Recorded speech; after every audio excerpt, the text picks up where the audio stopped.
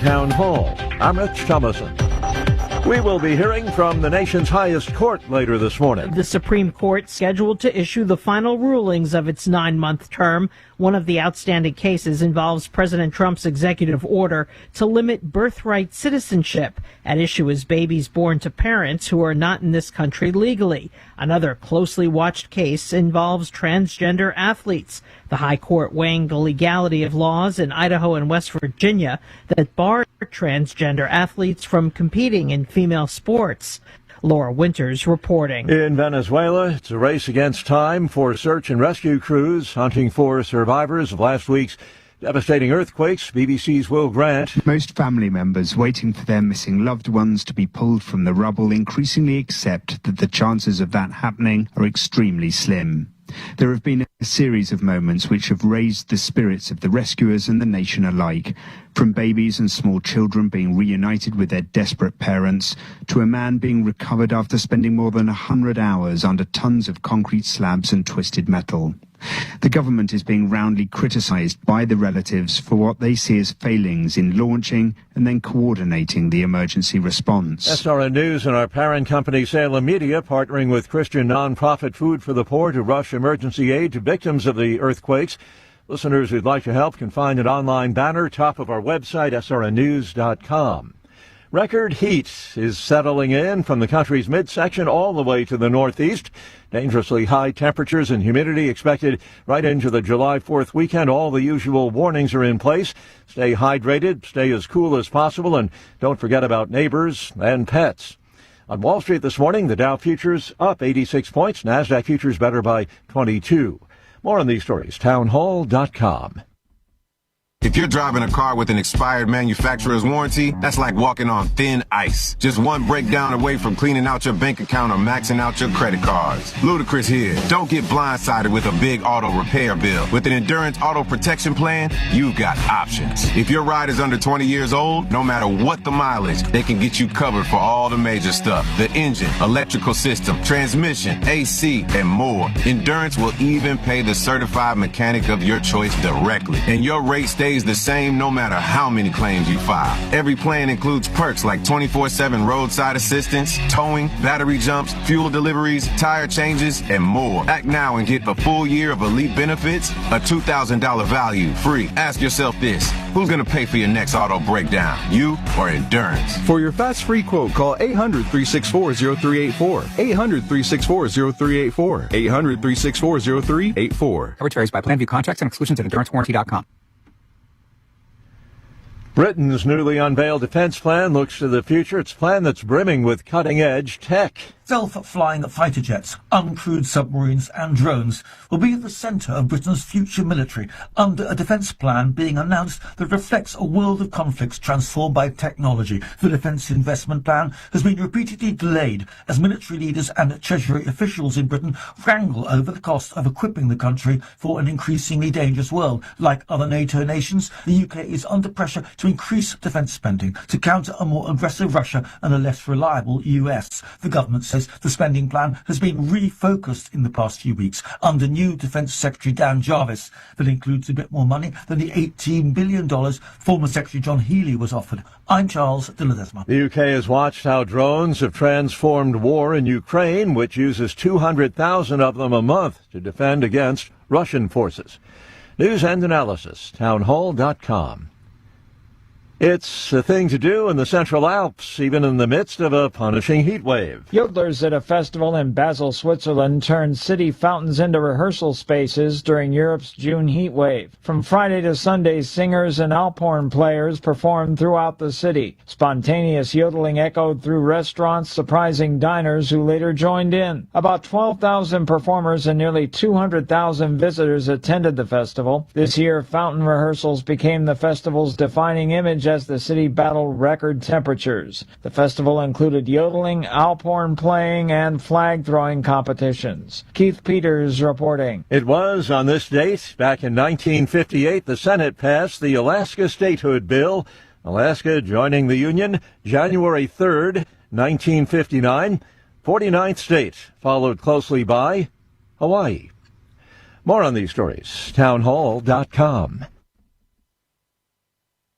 For the first time ever, we're bringing you My Pillow mattresses and mattress toppers for as low as $99.98. Remember, sleep's all about temperature and pressure points. Whatever sleep needs you have, we have the right technology for you. Like our My Pillow mattress topper, our queen size has over 10,000 individual comfort supports to help relieve your pressure points. And how about our 3-inch Hybrid Plus mattress topper?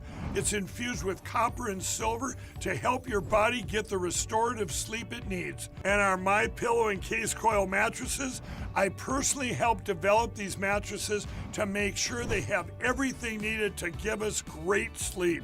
Plus, they're made right here in the USA, and they ship right to your front door, absolutely free. Go to MyPillow.com or call 800-854-0504 and use promo code Godzilla to get MyPillow mattresses and toppers for as low as $99.98 and free shipping. Trouble concentrating or recalling information is frustrating, embarrassing, and kills productivity. Nutrition company Healthy Cell created Focus and Recall to boost your brain power. Unlike other supplements that don't work, Focus and Recall is not a pill. It's a gel you swallow with ultra absorption of science-backed ingredients to help you immediately sharpen focus, concentrate longer, and strengthen recall. Go to healthycell.com and use code GODZILLA for 20% off your first order. Risk-free. Love it or your money back. Guaranteed. Healthycell.com. Code Godzilla.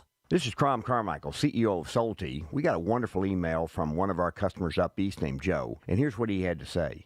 I started taking Solti almost out of desperation with little hope because I was resigned to the futility that although I was up to taking 2 statins a day, high cholesterol was something I just had to learn to live with. In fact, when I turned 60, after taking a stress cardio test, my doctor called me on a Saturday, which of course is never a good sign, and told me that I was clogged more than 95% of the people my age. I had an angioplasty and a stent procedure done at that time. Today, my stubborn triglycerides are only 1/3 of what they had been before starting taking Solti. My prescription statin dosage has shrunk from 60 milligrams to only 10 milligrams a day. My primary care doctor that I have had for many years still can't believe the results, and neither can I. Thank you, Solti, for providing such a wonderful product. And folks, I want to invite you to take care of your heart also by going to GodzillaHeart.com. That's GodzillaHeart.com. Use the code Godzilla at checkout, and you'll get a 50% discount on your initial shipment. Thanks so much.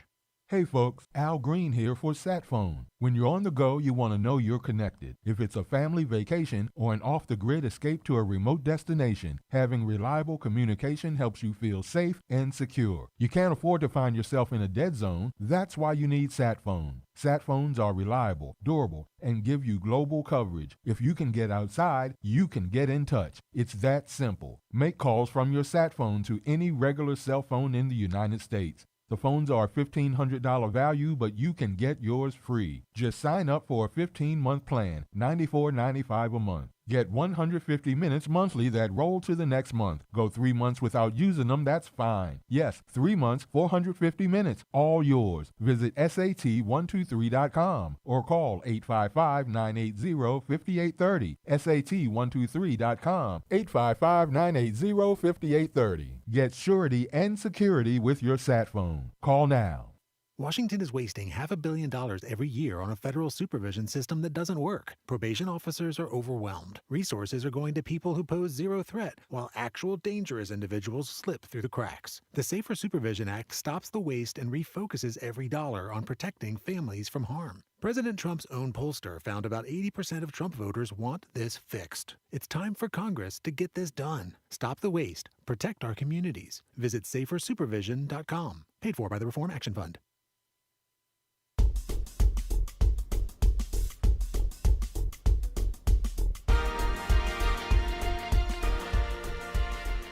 Happy Tuesday morning, listening family. A little bit of a smoother start to the morning for me today than yesterday. In any event, you're listening to the John Fredericks Media Network. I'm Dan Hobgood. How about a look at weather and sports?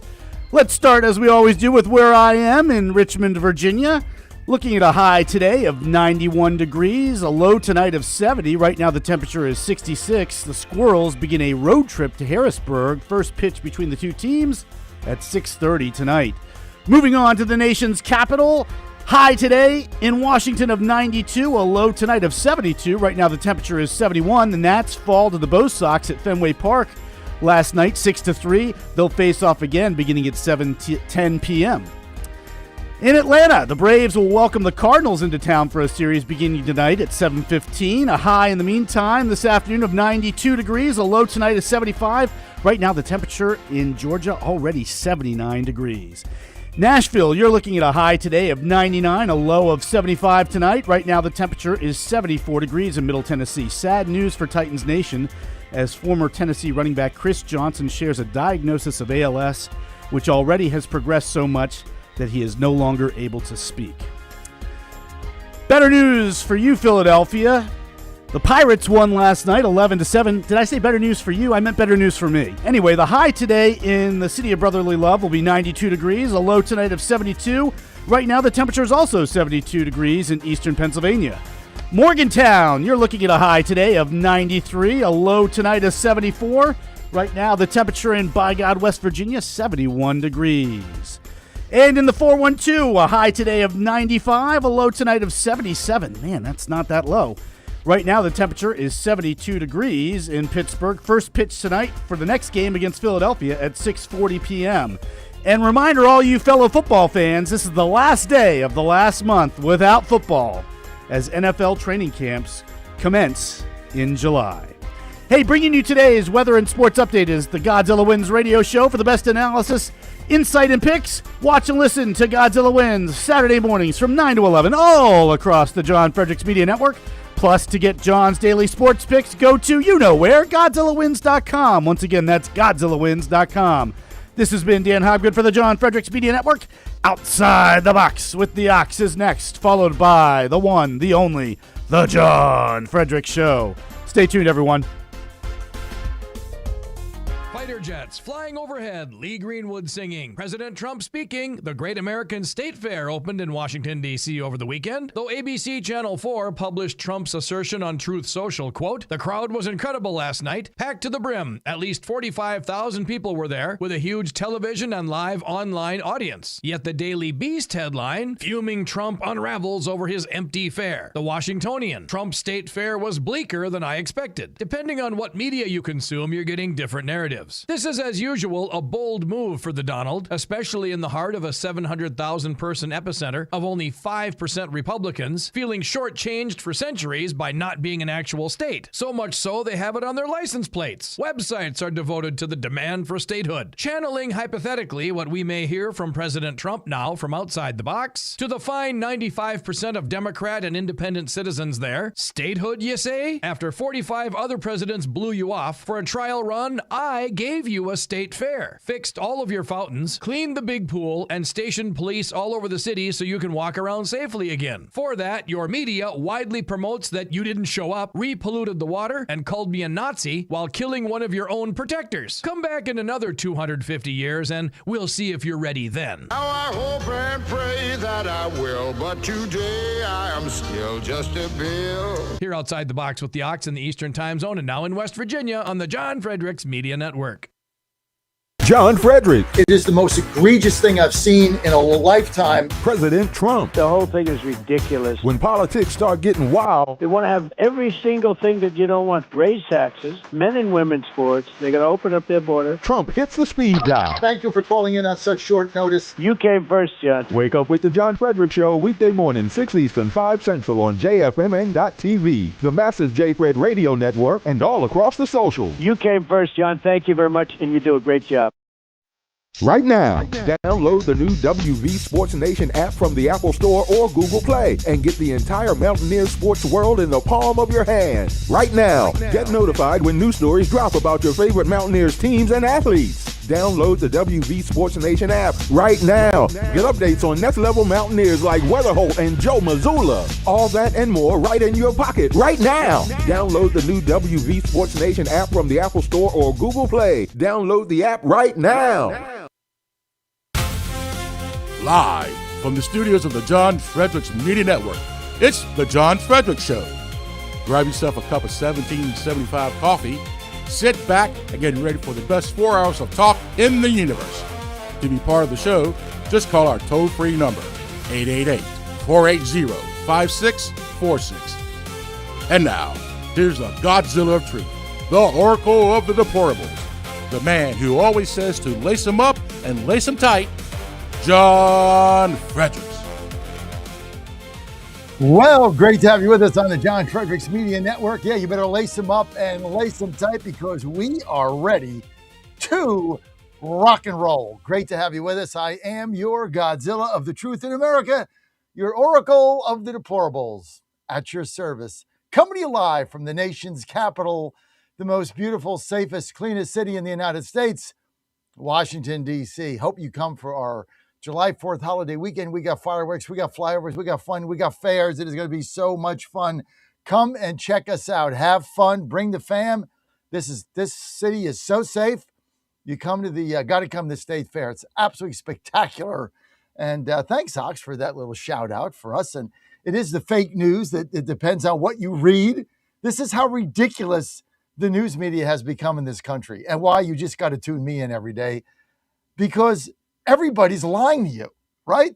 You got 6 networks telling you the crowds are horrible. You got another 6 telling you they're bursting at the seams. Well, I'm going to tell you the truth. They're pretty good size. They're average. It's hot. It was rainy, and it just started. So where are people going to come on the first day? So I thought the crowd size was adequate, and it's only going to grow over the next several days. I got a lot of friends that I know coming in, Dan, one of them, over the next several days to see the State Fair. But this is it. Fake news, baby. Truth and clarity right here. And thanks for joining us today, as always, on the John Fredericks Media Network. Now, remember a couple things. This is your show, your community. We do this for you, right? I don't like getting up at 3:45 every day. I got better things to do with my life at 68. But I'm here so that we can provide you with a community, with space, with the opportunity to be empowered and get challenged and ask questions and push back or get pushed back. Whatever it is, this is a community that we've created for you. This is not about me or my narrative or what I think. It's about what you think. That is the beauty of this show. It's one in a kind. Our whole network is different than anybody else out there. We know our lane, and we're in really good shape. News, talk, sports, baby, right here. This is where you get it on the John Fredericks Media Network. And thanks for joining us today. I really appreciate it. Friday's a day off for our company, so we got a short week coming up, so I'm excited about that, and get another day to spend with the fam. Joe's home, so he's not pitching this summer. This is the first time he's not pitching this summer in years, so he has to do rehab every day, so they wanted him to stay at the on campus, but he's 8 metro stops away, so it's the same thing. I mean, he goes there in the morning, gets back at 5 o'clock, like a job. He's got stuff to do there in his rehab, but it's great having him home. And, I cherish every day because I know the window is short. So let's see what else is going on in the fam. We got Joe's girlfriend, the soccer player. She's junior soccer player, D1 soccer player with the University of Maryland, Fear the Terps. Ella is coming for dinner tomorrow night. So we're excited about that and get a chance to see her again at her summer soccer is over. She starts, I think they start in the middle of July. They start back practices because that's a false sport, right? Soccer. Yeah, so they start back. So she's getting back. Dinner with her tomorrow, so that's going to be fun, her and Joe. And everybody's doing fine. Good to have you with us. Hope your families are doing well also. So once again, we get kicked in the teeth by the by the Barrett Roberts axis. That's really what it is. It is amazing that they vote as a team. Like, the 3 liberals always vote as a team because they're libtards, right? So you expect that. But this is the Roberts the Roberts Barrett axis. Like, there's never 5-4 or it's always either 6-3 or 5-4. 6-3 or 5-4 their way. It's never 5-4 our way because they vote the same way. What do? Like, have a meeting and decide we're always going to vote the same way? I mean, think about it. When is the last time Barrett and Roberts didn't vote the same way? They vote as a block. So basically, they have decided as a block. I'm going to call them out. They've decided as a liberal bloc to block the conservatives. Because if they were divided 50-50, 50% of the things that doesn't pass that the 4 conservatives vote for would pass. So they vote to stop the conservatives. It's like a coup. It's like a Supreme Court coup on these mail-in ballots. I mean, allowing mail-in. What is the deadline? They don't even have a deadline. Yes, as long as they're postmarked by Election Day, you can receive them up to what? A month later? Like a year later? They didn't even put a deadline on it, right? The mob intimidates these people. And so one of our callers who was saying, oh, the Supreme Court tipped their hand in the mail-in ballots. No, they didn't. They voted no. Unbelievable. Now, birthright citizenship is coming up today. That's going to go down again. That's going to go down 5-4 or maybe 6-3. It's going down. They're not going to rule in our favor. They're not even going to carve out the Chinese that come here to birth their babies so they're citizens so that they can do a mail-in ballot from China. Think about how ridiculous this country has become, right? Anybody can vote, don't need ID, don't need anything. You just vote. And then you have a baby, you're pregnant, 7.5 months, 8 months. The CCP puts you on a plane. You come to U.S., you go to a hospital, you birth the baby, you get their certificate, you fly back. And when they're 18, they're voting in U.S. elections. They're a U.S. citizen. They're entitled to benefits. It is the most insane. No country can operate this way. But yet we do it. And we got the Barrett Roberts left-wing axis. It's like the Axis powers. I mean, come on. They block us. They vote they vote in a pack. It's just unbelievable. Here's your legacy, Roberts. You've aligned yourself more with the three communist libtards than you have with the conservatives. That's your legacy on this court. Obamacare is your legacy. I mean, where's Kennedy when you need him? I mean, I'd take him back in a heartbeat. Barrett is the worst pick we've ever made. The worst. I thought she'd be the best. She's the worst. Absolute waste of my time. Oh, I'm going to do whatever John does. Oh, I'm going to do what John does. Are we going out tonight, John? We going to dinner, John? Can we have a meeting, John? Can you tell me what to do, John? Can I vote like you, John? I want to be just like you, John. I want to be just like you, John Roberts. Yeah, I'm a little John Roberts clone. I'm going to vote just like you, whatever it is, John. Just tell me what to do, Johnny boy. This is what we're dealing with as a Supreme Court. And the Democrats, the liberals want to pack it. That's not good enough. Unbelievable. Okay, we got a lot to go over today. Birthright citizenship. That's going to come out at 10. We already know what the answer is to that is. Not good. Not good, right? Not good. Trump's going to lose that. But hey, here's the good news. We did win a couple cases. And the best case we won is we can get rid of the Haitians that are here on TPS. Oh, remember, that was supposed to be 18 months, turned into 18 years. This country is so screwed, man.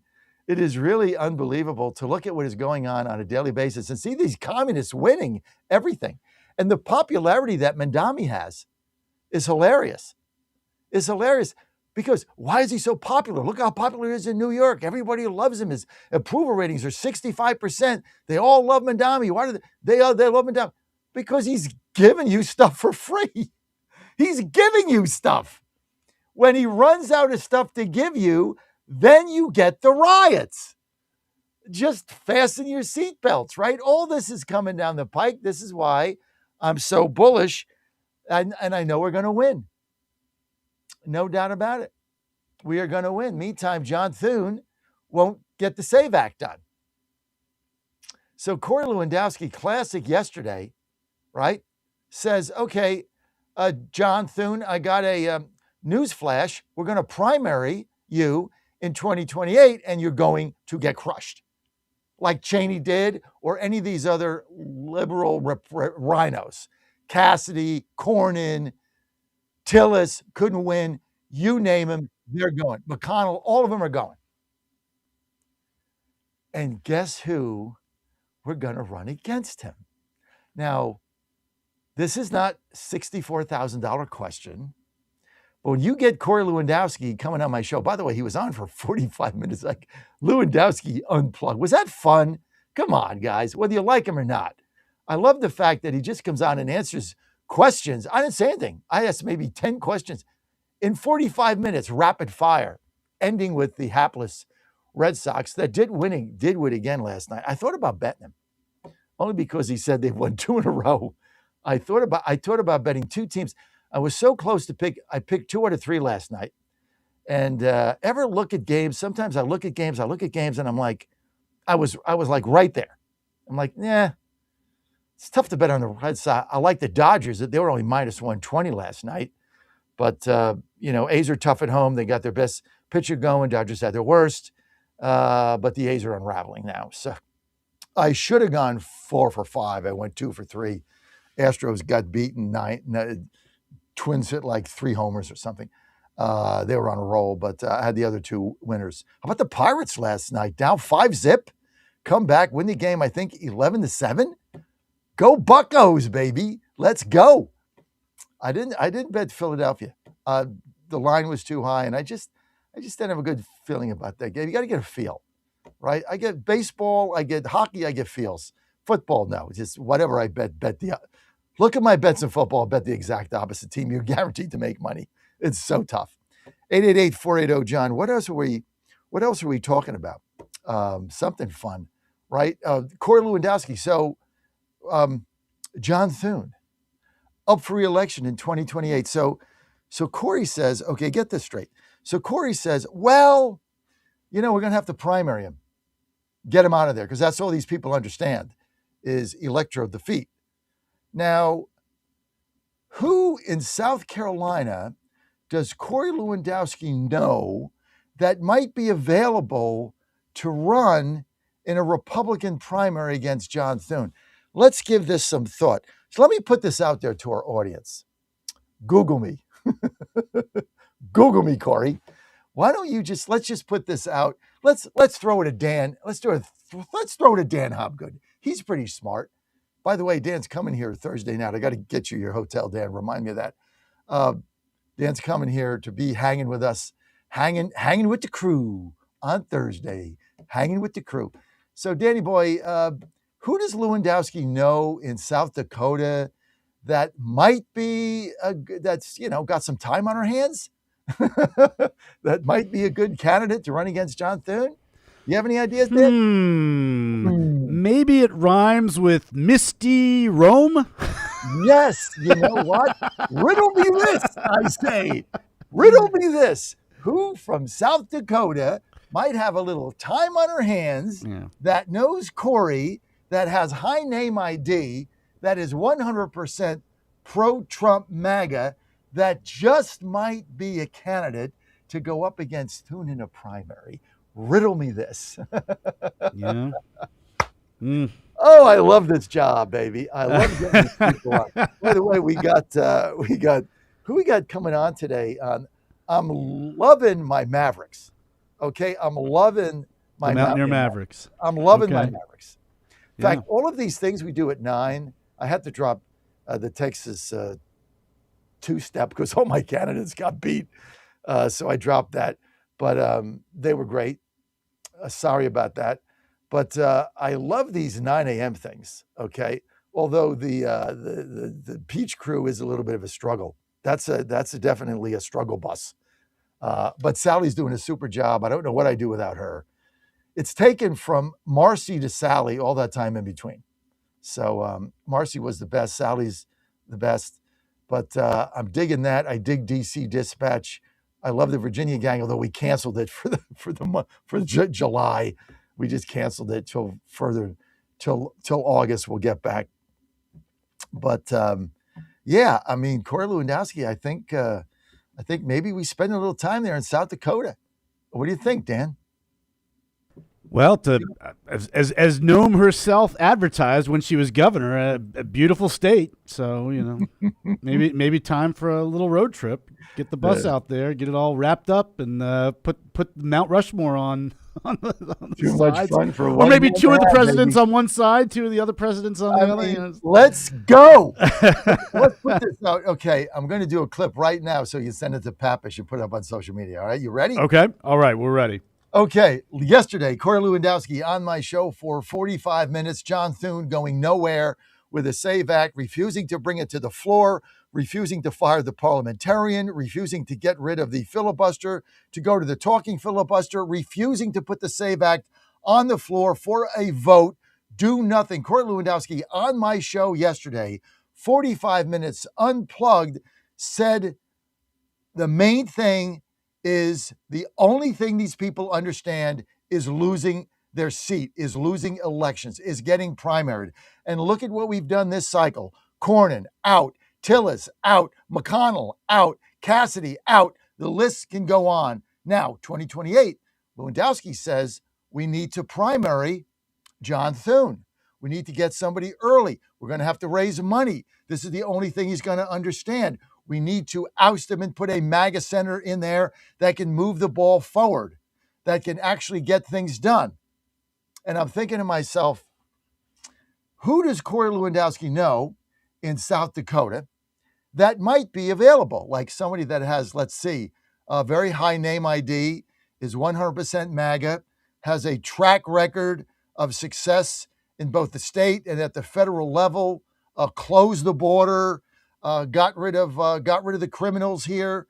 Let's see, was a very successful governor, has time on her hands, and is a friend of Corey's. Who might that be? Well, riddle me this. I think I've come up with a name. I think we're going to see Kristi Noem for U.S. Senate in 2028. And this is going to be the defining moment of MAGA primaries in the Senate. If you think Paxton Cornyn was fun in 26, Noem Thune, 28. Battle Royale. Kristi Noem will crush John Thune. My friends, lace them up and lace them tight. Another one is going to bite the dust. This is why we're here. Get rid of the rhinos until MAGA has complete control, just like the communists do, of the Democrat Party. You, my friends, are on the John Fredericks Media Network. I will be right back after these messages from our loved advertisers and sponsors. Thank you. If you can get outside, you can get in touch. It's that simple. Make calls from your sat phone to any regular cell phone in the United States. The phones are $1,500 value, but you can get yours free. Just sign up for a 15-month plan, $94.95 a month. Get 150 minutes monthly that roll to the next month. Go 3 months without using them, that's fine. Yes, 3 months, 450 minutes, all yours. Visit SAT123.com or call 855-980-5830. SAT123.com, 855-980-5830. Get surety and security with your sat phone. Call now. The Cats and Cosby Show. It's the top news of the day. People are out there saying, the Iranians are never going to live by it. But let me tell you something. President Trump is going to bomb them again if they screw around. Hopefully they live up to it. And if not, the pounding's coming. We're going to do it again and again and again. The Cats and Cosby Show, weekdays 5 Eastern, 4 Central on the stations of the John Fredericks Media Network. Trump is the toughest president we ever had. Well, he's definitely the best bomber. The Trump administration has brought positive changes when it comes to fixing our broken healthcare system. If we really want to make America healthy again, well, that starts at home. And that's where the Wellness Company comes in. You see and hear from the Wellness Company doctors all the time, and you know their products are the gold standard for keeping you and your family safe and healthy, giving you the opportunity to make sure you're prepared for whatever happens with their prescription medical kits. Additionally, the Wellness Company offers a variety of products, from parasite cleanses to methylene blue to weight loss and so much more. Make America healthy again starts at home. Do your part and protect the health of you and your family. Live a healthier, longer, and more satisfying life. Go to twc.health/Godzilla and order. That's twc.health/Godzilla. Use promo code Godzilla to save 10% today. 1775 Coffee is giving away free starter kits. Try the dark or medium roast coffee with longevity blend, an infused blend with anti-aging calcium alpha-ketoglutarate, which has been clinically proven to reduce biological age. When you purchase the first 2 bags, you'll receive a free 1775 starter kit, including a third 16-ounce bag of coffee, a matte black tumbler, a frother, a gold scoop, or a reusable K-cup filter. Just order now at 1775coffee.com/Godzilla and claim your free 1775 starter kit while supplies last. Folks, this is Crom Carmichael, CEO of Solti. I have recently turned 77 years old. I do not take prescription drugs. I have not had to take prescription drugs, and I attribute a lot of my good health to a product that I've been taking, which is the active ingredient in Solti. It's a 22% concentration of theaflavin. We did clinical trials on it 25 years ago and found that it helped lower cholesterol. We have had many, many hundreds of letters and emails from customers telling us how it has helped them not only manage their cholesterol, but lower their triglycerides and help them on their blood pressure. And I can't tell you how much I attribute to Solti for my good health at age 77. And I encourage you to go to GodzillaHeart.com. That's GodzillaHeart.com. And use the code Godzilla at checkout, and you'll get a 50% off on your initial shipment of Solti. And I promise you it will be a great help for your heart health. Thanks so much.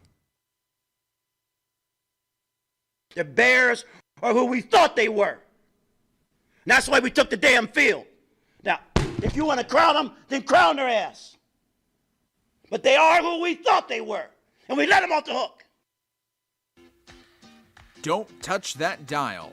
You found your home of the truth. Do you solemnly swear to tell the truth, whole truth, and nothing but the truth? With the best analysis in America. You can't handle the truth. And now back to the John Fredericks Show. Have any questions? Mr. President, what do you make of the Supreme Court ruling today in regards to the mail-in ballots, and what comes next for the SAVE Act after today's ruling? Well, because of the mail-in ballot ruling, which was a little bit surprising, gives people more time to vote illegally, let's say. But the SAVE Act is even more important, and that's the right to, you have to be a citizen of our country. Okay, you have to show you're a citizen of our country, called citizenship. Voter ID by photo voter ID, and no mail-in ballots unless you're in the military, disabled, you're ill, or you're away, or even on a vacation. We're being very open about it. It's pretty easy. And we'll have honest elections. But the ruling, which a lot of people were waiting for, that was a ruling that was, I think it was very detrimental to honest elections. But it is what it is. Basically, they're keeping it a little bit the way it is now. They may have a little bit of a restriction on based on the wording.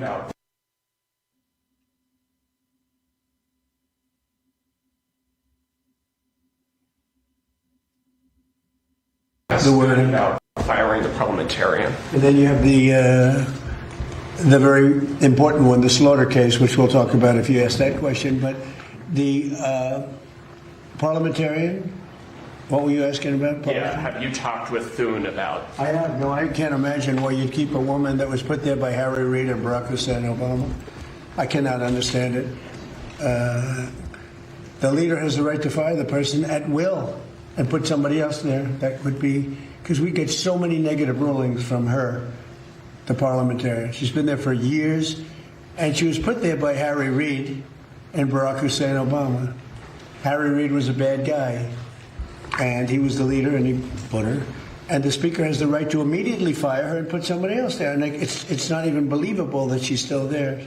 She's obviously a good politician or something.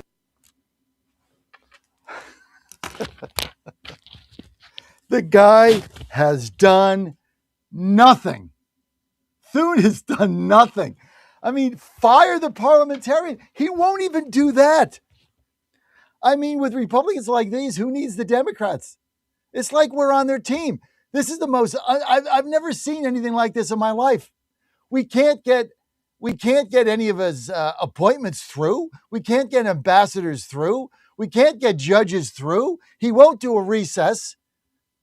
You have to start asking yourself basic questions. Question one, the Supreme Court access of Barrett and Roberts.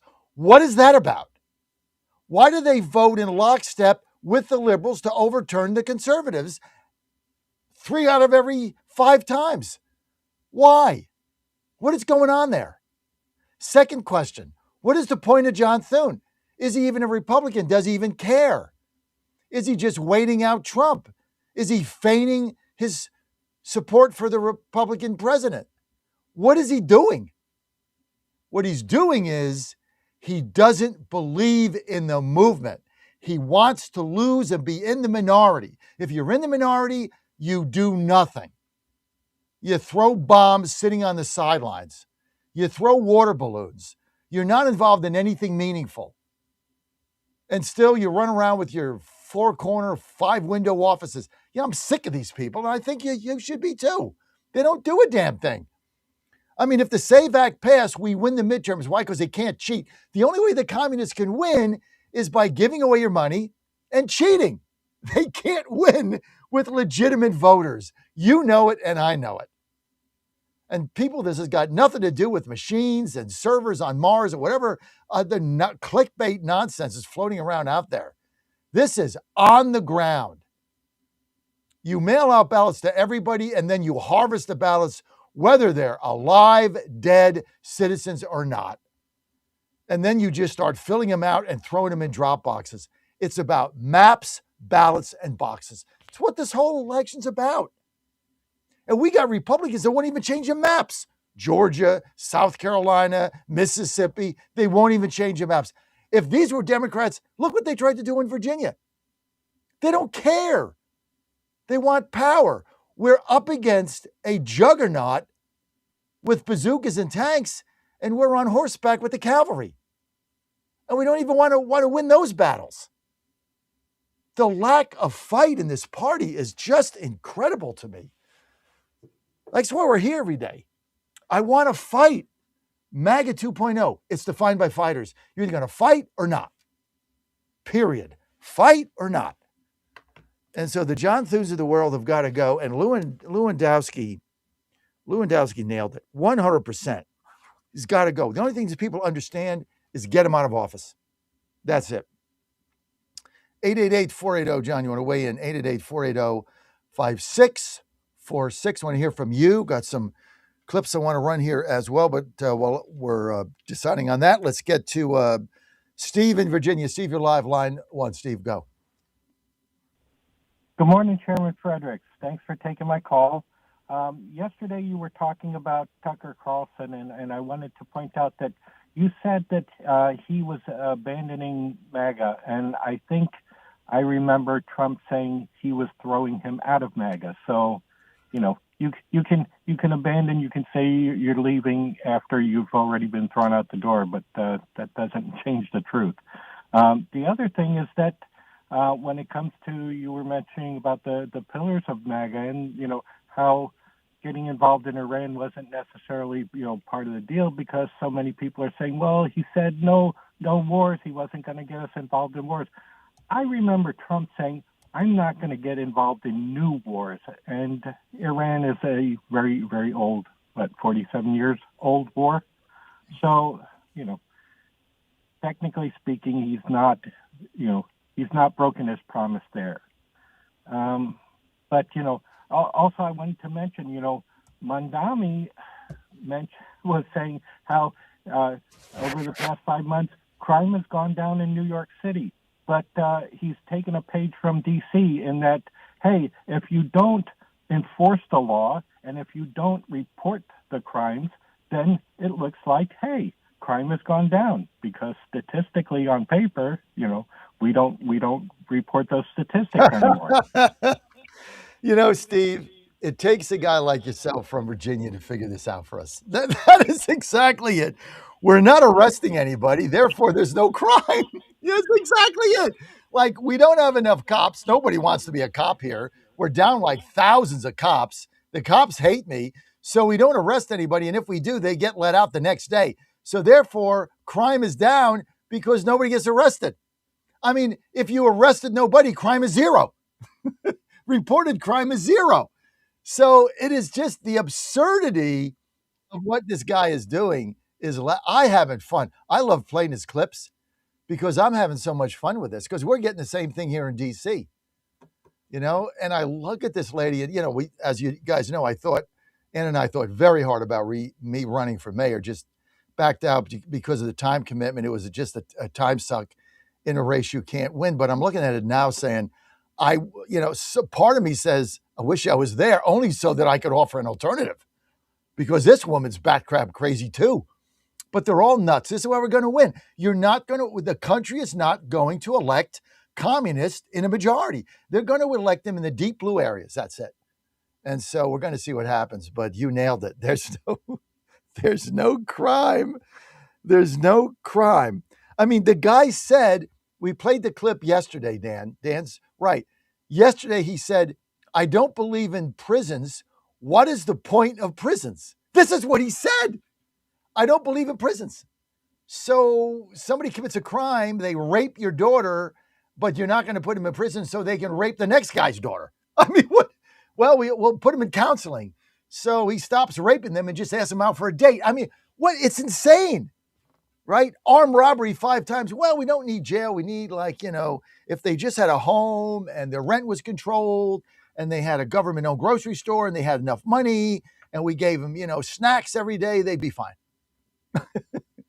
Don't need prisons. Don't need cops. If there's no cops, there's no arrest. If there's no arrest, there's no crime. I mean, you got to laugh at this. Don't cry, laugh. We are going to win. This is so, the insanity here is beyond belief. So speaking about winning, thank you, Steve. Good call. Steve, good call. Janine Pirro tells the reflecting pool vandals, I've been saying this for a week now, newsflash, you're getting 10 years in prison if you get convicted. 10 years for being a reflecting pool, Trump derangement syndrome vandal. I hope during the 10 years in prison, they have TDS counseling, because that's what these people are going to need. Pirro, my favorite U.S. attorney in the history of the world, cut 1. I think it's a very worthy goal. Yeah. Now, we have more people, more security watching these monuments to make sure they're not vandalized. What can you tell the American people tonight about the state of the reflecting pool? Is it possible to keep it clean? I know there's a lot of debate about you can't even keep it clean if you wanted to. And well, I don't know much about the construction of the reflecting pool and the algae and all the other stuff, but what I can tell you is that the park police are very much on top of what's going on, that there have been many citations issued, and that my office will be prosecuting any crimes. And let anyone who comes to this district who thinks that he or she is going to vandalize the reflecting pool or any kind of monument, you're facing 10 years in prison. So don't get smart, because we're on the lookout for them, and I'm happy to prosecute. But you know what Let's go! Lock them up! 10 years, baby. Why am I jubilant about that? Because I'm sick of the vandals in my city. That's why. I'm sick of them. Go be vandals in your own city. Get out of my city. Go back to Roslyn or Arlington or Montgomery County, wherever the hell you came from, on the metro with your 2 masks on and your stupid clown suit, and go vandal that and let them deal with it. Get out of my city. None of these people live here. You get that, right? They don't live here. They all come in with their masks on from Arlington on the metro. They don't live here. 10 years. No parole, no time off for good behavior. Lots of counseling for TDS syndrome. Hey, I gave up 10 years of my life so I could cut a hole in the reflection pool. Was it worth it?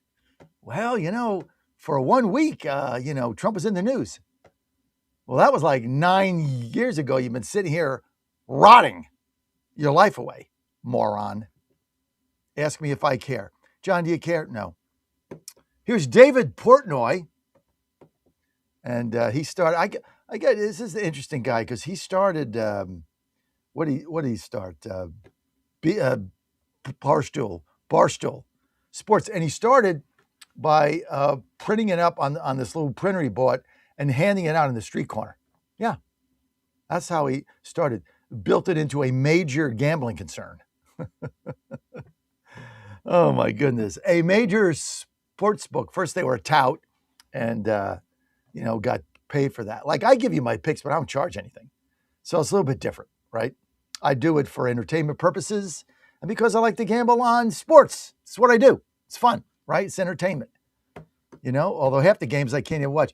The only time I get to watch the games are like the weekends, right? I bet 3 games last night. I went to bed before 2 of them started. I find out the score in the morning. Okay. Gives you a reason to get up when the alarm rings at 3:45, baby. David Portnoy, cut 2. Roll it. Losing my mind on what's happening right now, especially in New York. Yeah. I mean, you got the Nazi in Maine. This really, really, really worries me. So you might run against Mondani. I would love to run against. If I was going to run, it would be here. Can I win here? I have no idea. I don't know the demographics, whether they get enough votes. There's a lot of people who like me in New York City. I know that. I've done a lot of good in New York City when I wasn't thinking about politics, whether it's the Barstool Fund, pizza places. So it wasn't for show. I've had a real job. I've done real things, unlike these clown politicians who have never had a job and never been in the real world for a day. Right. But the people voting for these people who just won are like these young, white, like Ivy League-ish, elite-ish women. It's like, who are they? Like, they'll never vote for me. They'll never believe in common sense. When you're unhappy, you want to make other people unhappy, and that's the key. Dave? Misery loves misery. Misery begets misery. It is very rare I agree with Mark Short on anything. He's like Pence's guy, but I agree with him here. And I actually saw him a couple of weeks ago. He's not a bad guy. He's just like a Pence guy, whatever. But here he is. This is kind of interesting. He's talking about Congress has created all these agencies so they can usurp the power from the executive branch. Very fascinating.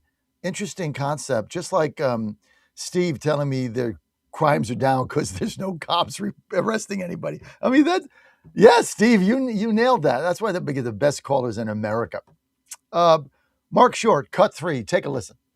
Because I think you hit it spot on. The reality is that the founders didn't say there's multiple executives. There's one. Right. There's a unitary executive, and so he should be allowed to fire people in the executive branch.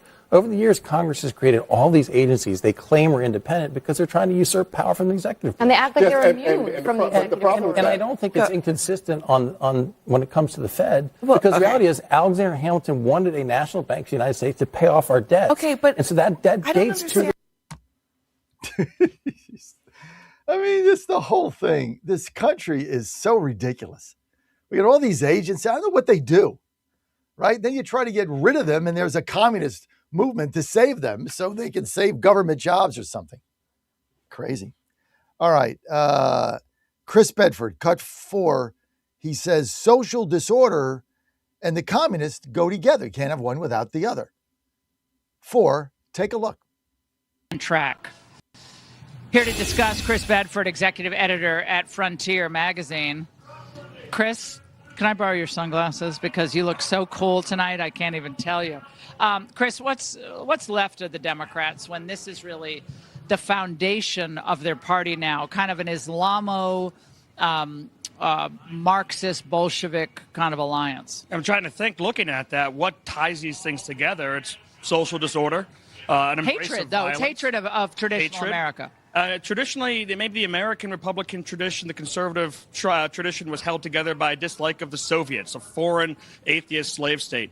The modern Democratic coalition is held together by a hatred of the United States, a hatred of Christianity, a hatred of Judeo values. You were talking about the rainbow flag that you see there. That symbol started immediately as a rejection of God's promise of salvation to the people after the flood, and instead embraced it as a symbol of pride. So it's not very surprising that this group and this movement ended up being pulled into just a total hatred of the American experience and Western civilization. If you want to know what fear looks like, Chris, look into the eyes of Scott Wiener, who thought he was protected in San Francisco because he is a gay man, I think on the city council, and is basically as pro-LGBTQIA, et cetera, as you can be. But he was hounded over the weekend. Watch this. And your policy on the genocide in Gaza, and I think your policy on the genocide in Gaza It's terrible. Stop because you've been wonderful, and you've been terrible. You've been terrible on Gaza. Of course, he's a state senator. I demoted him. How rude of me. Chris, he wouldn't say anything in response. Okay. But it's like Dr. Frankenstein meeting the monster. Yeah, he was afraid. He was overwhelmed. He didn't realize the level of hate that had been unleashed by these activists, so they turned on him. He didn't read the history books that Stalin killed Trotsky, that the revolution consumes its own. And that's what they've backed. That's what they've pushed. It's a revolution in the United States, and it eats its own. Yeah, the Bolshevik Revolution, I think, is the most apt historical analogy of the last century. I mean, there were two wings that wanted to take down the Tsar, that took down the Tsar, and the Bolsheviks ultimately, that was what's gonna happen. And that's such a danger because the White Russian army was bigger, it was more well trained, it was better funded. The Tsar had a lot more money and backing, but he was defeated by radicals because they weren't able to get together. They fought each other, the Tsarist opposition, the royalists, the nationalists. They all went infighting. They were too incompetent. They got bulldozed and they suffered a great deal. And that's a lesson to conservatives and Republicans who are fighting each other. They need to be working together because these guys are coming for them. I'm going to go watch Dr. Zhivago after that. Thank you very much, Chris. Thanks, Laura. Great to see you. Hey, by the way, Dr. Zhivago, great movie, made a long time ago. I remember seeing it with my parents. I didn't really understand it till I got older and saw it again. I was very, very young. But a great movie about the Russian Revolution, but they nailed it. I mean, they hate America. They hate the country. They hate Christianity. They hate Christians. They hate Catholics. They hate Jews. They just hate. The whole movement is driven by hate. And that's why it cannot sustain itself. The hate goes so far. The taking other people's money and confiscating their stuff goes so far. But right now they got something going on, and you better wake up and smell the coffee because this is not going away. White, overeducated, liberal, older women are driving this. It's a sad state of affairs. And I think it was one of the hosts that said, you know, when you hate your life, you want everybody else to be miserable, and that there's truth to that.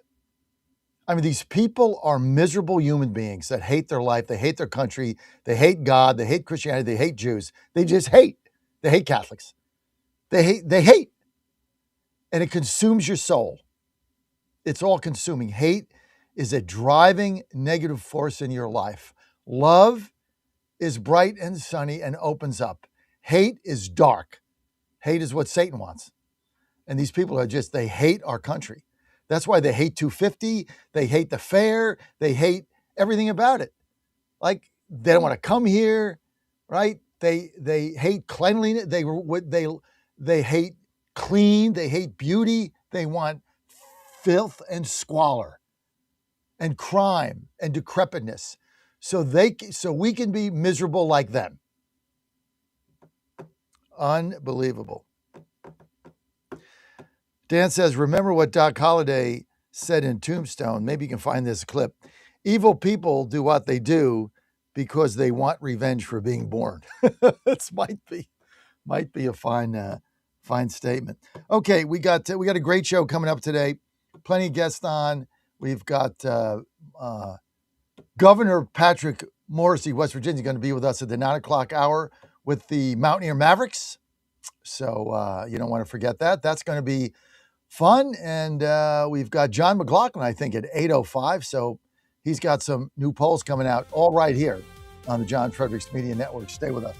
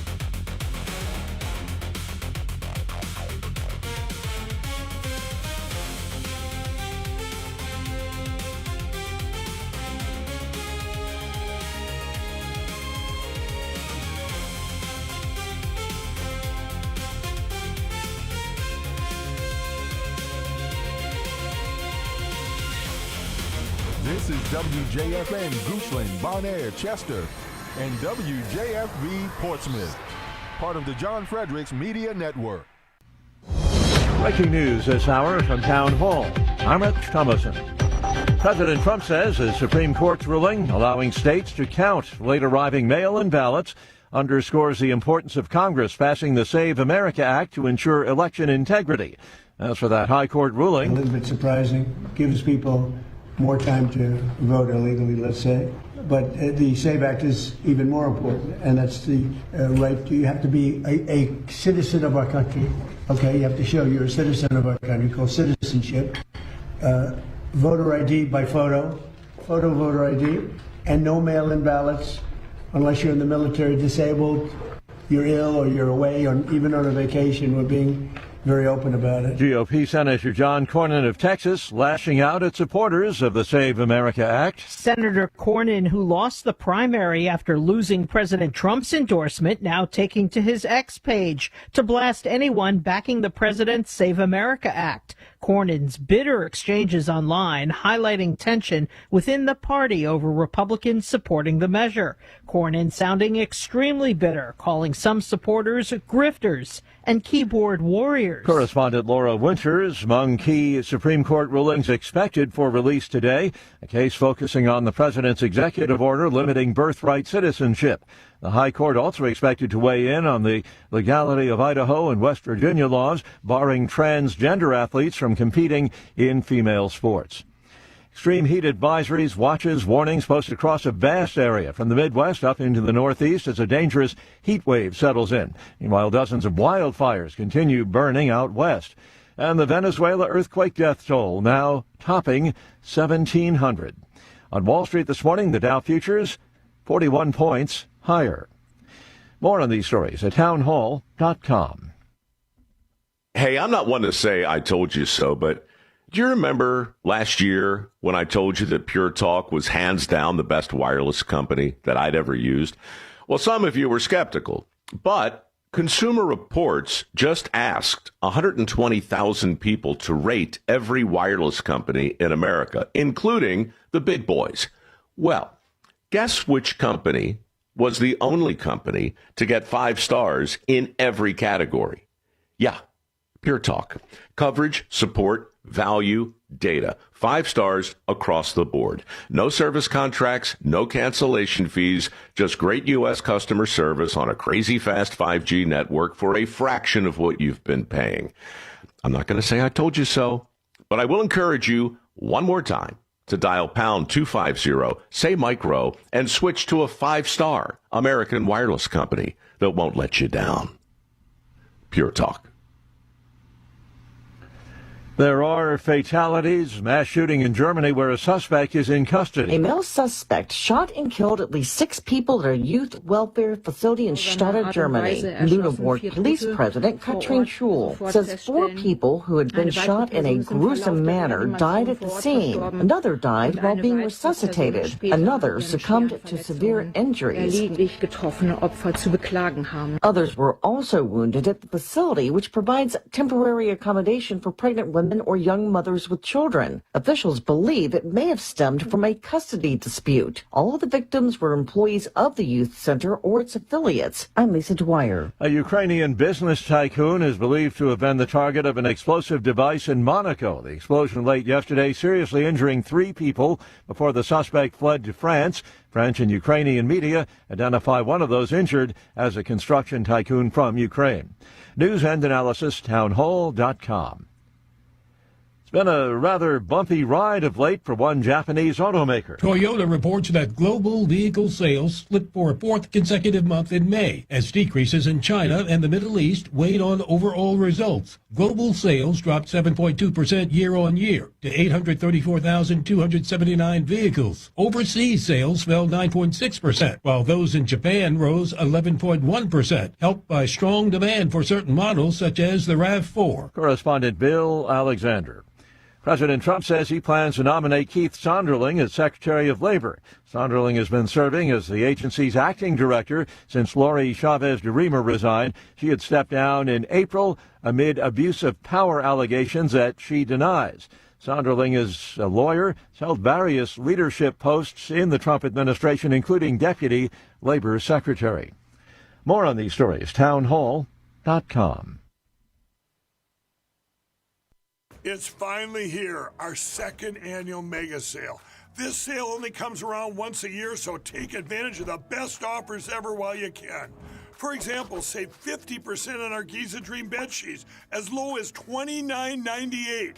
And for the first time ever on TV, MyPillow mattresses and MyPillow mattress toppers as low as $99.98.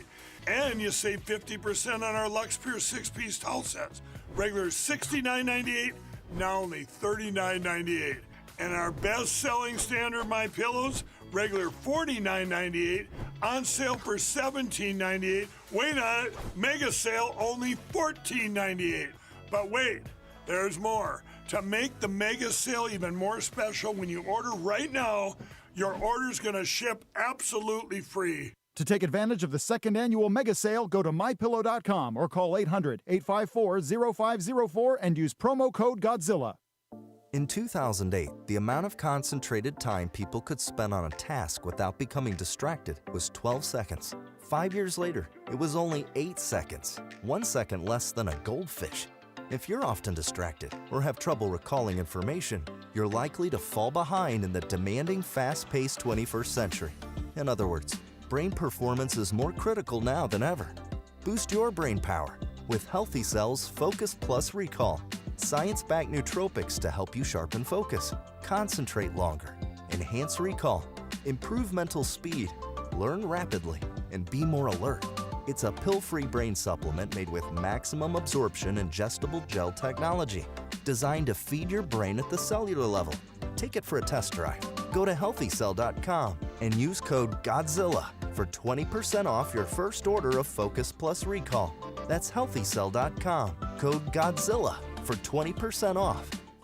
Washington is wasting $500 million every year on a federal supervision system that doesn't work. Probation officers are overwhelmed. Resources are going to people who pose zero threat, while actual dangerous individuals slip through the cracks. The Safer Supervision Act stops the waste and refocuses every dollar on protecting families from harm. President Trump's own pollster found about 80% of Trump voters want this fixed. It's time for Congress to get this done. Stop the waste. Protect our communities. Visit safersupervision.com. Paid for by the Reform Action Fund. 1775 Coffee is giving away free starter kits. Try the dark or medium roast coffee with longevity blend, an infused blend with anti-aging supplements clinically proven to reduce biological age. When you purchase the first 2 bags, you'll receive a free 1775 starter kit, including a third 16-ounce bag of coffee, a matte black tumbler, a frother, a gold scoop, or a reusable K-cup filter. Just order now at 1775coffee.com/Godzilla and claim your free 1775 starter kit while supplies last.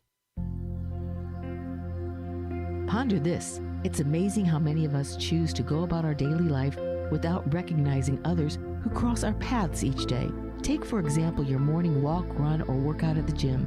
As we encounter others, often we don't make eye contact, let alone smile or greet each other. Listening to music or a podcast with our earbuds is so much more preferable than having to greet others we encounter. As a result, people are becoming more and more disconnected from each other. So let's start a human connection trend. Here's an experiment for you to try. Put your phone and earbuds away for a day while in public. Try to engage others in your path with a simple smile and a kind hello. These simple gestures will become a powerful force in the world. A smile costs nothing, but can be a powerful tool to brighten the day for others. Let your smile be a light for all to see. It's a gesture of love from the Lord. I'm Susie Kelly, and I am passionately Catholic. Live from the studios of the John Fredericks Media Network, it's The John Fredericks Show. Grab yourself a cup of 1775 coffee, sit back, and get ready for the best 4 hours of talk in the universe. To be part of the show, just call our toll-free number, 888-480-5646. And now, here's the Godzilla of Truth, the Oracle of the Deplorables, the man Clint Eastwood would never tell to make his day, John Fredericks. Makes a man like Ringo, Doc. Makes him do the things he does. A man like Ringo got a great empty hole right through the middle of him. He can never kill enough or steal enough or inflict enough pain to ever fill it. What does he need? Revenge. For what?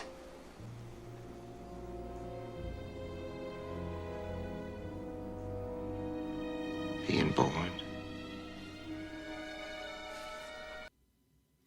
What a classic scene, Dan. Thanks for running that. The libtards that run around here, they hate America. They hate everything. Just hate. It's just crazy. And maybe they just hate everything, right? Hates driving their whole life. So sad. Hey, I tell you what, though, let's turn off the hate and get to love. And I love my Patriot mobile phone. How about that segue? And I love Glenn Story and Scott Colbert and the whole team down there. Now you're probably saying, what's the deal with Patriot Mobile? Okay. Obama said he had a phone and a pen. So I'm like, okay, I like that, right? Got a phone and a pen. So I've got 3 phones, 1, 2, 3, and 3 pens. Now, why do I have 3 phones and 3 pens? Well, because I got a lot going on. I run my company off these phones. That's all I do, right? My whole company is run off these phones. So why do I have 3 phones? Only because I can take advantage of the great deals of Patriot Mobile and the great service. Great service, great people, low price. I'm always covered. Plus I get a BOGO. Have you done the BOGO yet? So you go and you buy a phone at Verizon or something, or whatever coverage you are, Sprint PCS, Metro PCS, AT&T. When you go out of their coverage area, you get 1 bar, no bars, or 2 bars, and calls go in and out. You can't hear them. And but what you don't realize is that in the area that you're in, there's another carrier that's got 5 bars because they're stronger there. So what Patriot Mobile does is when you sign up for their service and you say promo code Godzilla and you ask for the BOGO, buy one, get one, you get 2 carriers of your choice for the price of 1 because you're on all the same towers. So they have this technology where it automatically switches based on who's got the stronger signal.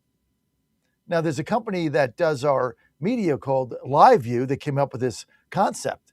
Story and them figured this out on how to do it on a mobile phone. And because they're not tied to one of the big networks, they're not a slave to them. So you sign up for this, and with promo code Godzilla, you get free activation, a whole bit. I'm in DC, Verizon, where I am right now. I'm sorry, ATT rules. But I go to Maryland, I'm driving to Cumberland? No. ATT, Verizon, 5 bars.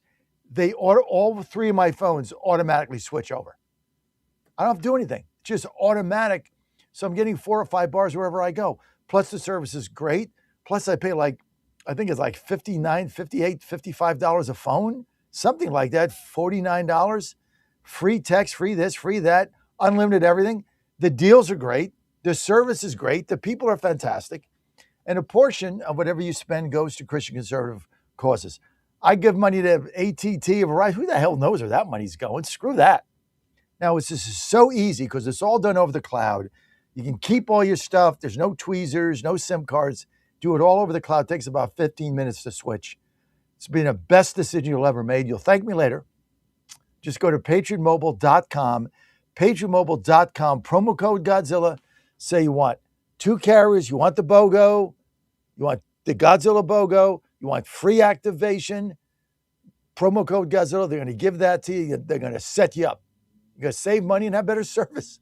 And if you want to call them, check this out. 972-PATRIOT. 972-PATRIOT. I'm a one-man gang for Patriot Mobile. 972-PATRIOT. So all I got to do, call them up. Guess what? Somebody that speaks English in Dallas answers the phone. That's right, they speak English. I know it's a shocker. Now, if you say, how many rings before they answer? I put the over-under at 4, and I always bet the under, and I always win. They answer the phone. They talk to you. It's real people. Not press 1, press 2. Now you're in India, and you can't understand the person. None of that. Patriot Mobile, baby. It's the way to go. Go to patriotmobile.com, patriotmobile.com, promo code Godzilla. BOGO, Save your 35% activation fee or give them a call, 972-PATRIOT. Thank you. Great company, great people. I love working with great companies and great people. Like Todd Sheets. Great company, Todd Sheets Inc., whatever that is. Also author of the best book ever written on the 2008 crash. Plus he's Substack free. Plus he's my economic guru of all time. And I love sucking him into the culture wars. That's the most fun. Todd, thanks for being with us today. John, it's great to be back with you again. So Todd, let's go right to the culture wars, and then we'll get to economics and the price of oil. It's going to be such a fun segment. So, okay, so the communists are winning everything, right? They're taking over the Democratic Party, lock, stock, and barrel. They're winning in landslides. They're communist. They call themselves Democrat Socialists, but the Democrat is like a feigned facade. It's basically the Communist Party USA. They're winning everything. Mandami's going around saying, hey, I'm the most popular mayor in history. There's no crime because they don't arrest anybody. We just figured that out.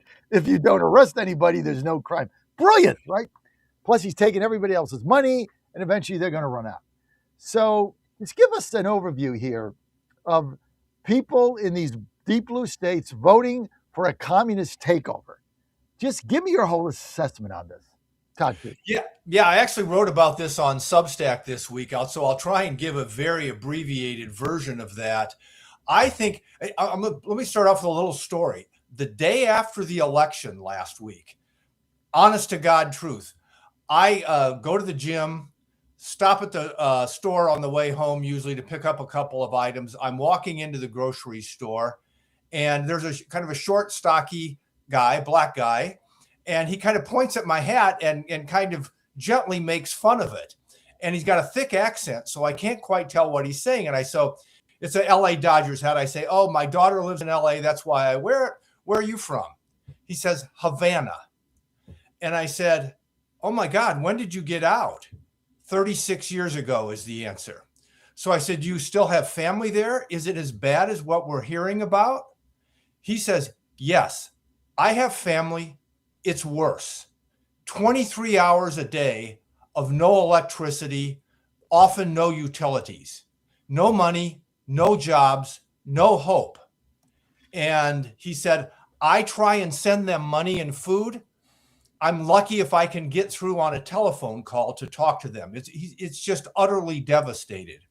So I'm pick up my groceries and stuff, walk away, and I'm thinking, oh my God, what is, we've got this going on 90 miles off our southern border, obvious to the world. These people have lived through the reality of where, whatever you want to call it, democratic socialism to communism, they've lived through the reality of where that takes you over the last 60 years.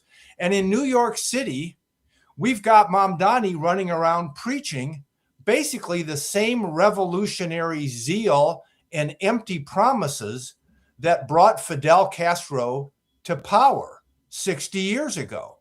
So how does this happen? So try and keep this short. We go back to the early 1960s when that revolutionary zeal was fueling Castro, Chavez, others around the world. It also took place in America, but in a much more benign way. And at that time, we had these young, radical, far left people. And as I pointed out, and I still they in the beginning did some really good things for America. They pushed the civil rights agenda, the women's rights agenda. Later on, I think they helped open up America to being more accepting on gay rights and not condemning and that kind of thing. So they had a long stretch of time starting then, kind of in my mind, up through their pushing for gay rights, where they set the social agenda and mostly got things correct in that narrow category. The one big difference was they were disastrously wrong about economics from the very beginning. They helped push LBJ, and others helped push LBJ towards the Great Society social welfare programs, which were a step in this direction, and they failed miserably from day one. So you go back, the war on poverty, My favorite line about this is, Barack Obama used to walk around and say, the conservatives tell you to pick yourself up by your bootstraps. Well, what if you don't even have any boots? And then the question should have been, why don't people have boots? Your party and your ideology has been in charge of the poverty program for the last 50 to 60 years. So that's failed miserably. All of the spending pushed us into big budget deficits. That led the Fed to print money, which gave us the stagflation of the 70s, worst decade since the Great Depression. So fortunately, Reagan comes along, and we get the Reagan Revolution, free market revolution in the early 1980s. This runs for 20 years. And then Clinton did some good things, fiscally responsible, but towards the end of his administration, he makes huge mistakes on housing policy, which we've talked about and I write about in the book. George Bush continues and expands those things. The Fed goes way overboard in trying to steer the economy, and we end up with the housing bubble and the financial collapse, which were caused by government mistakes, not private market failure. There was a lot of private market failure, as you've talked about, but we have to say, why wasn't we went 100 years without that happening? It didn't happen in the 80s and the 70s and the 60s and the 50s and the 40s. Why did it happen at that time? Because the government made these mistakes, which created this bubble. Well, the bubble and the crisis then, this brings the socialists back out of the dark hallways of the Democratic Party. They had been relegated there by Reagan's free market recovery. But now they've got an excuse. They come out and start crying private market failure, and this opens up the opportunity for them to start pushing this socialist agenda, which, by the way, throughout this period of time, even when the economics part of it was hidden in the back shadows, they're pushing these agendas in academia, in the traditional media. This is in the form of white supremacy, exploitation, class warfare. So they're building these themes all the while. Then the great financial crisis gives them the opportunity to come out of the closet. Obama's the first step. Biden is the second big step, where you've still got a quasi-moderate figurehead who's basically being run by Elizabeth Warren and Bernie Sanders. And now, all that quasi-moderate stuff is gone. And what we see is the ascendance of this movement that really started back in the early 1960s with these radicals who have had this agenda in mind their whole lives. They're not looking to make America better, which, if you go back to the 60s, that was what was happening. Martin Luther King's I Have a Dream was not about tearing down the foundations of America. It was about helping America achieve its founding ideals. That's what he says in the speech. He says it's rooted in the American dream, and he quotes Thomas Jefferson. So this is a 60-year process, and now we're seeing it come to full fruition. And now America is going to have to make a choice between a communist Democratic Party and moving forward in continuing to try and be a better version of ourselves. How does it end, Todd? I'm very optimistic. We've had 250 years. This isn't the first time we've been to these kinds of things. We were there at the founding with the revolution. We were there in the 1860s with the Civil War. In the early 1900s, World War I. Later in the early 1900s, World War II. Later on, the Cold War. The culture wars that we talked about, when there were people trying to overthrow and make America something different. And at every point, this country has figured out and moved in the right direction. So Trump doesn't get elected. I wouldn't be as optimistic right now. But I think, Trump getting elected is an indication. Look, I'm very optimistic that once again, we will make the right decision and we'll move forward in the right way here. Even with their cheating? Yeah. I mean, that's been going on since, that was in the early 60s too, right? That was JFK in Chicago and that kind of thing, right? So, that's nothing new either. So, yeah, I'm optimistic. We've always figured it out, put it that way. And we've always ended up moving in the right direction.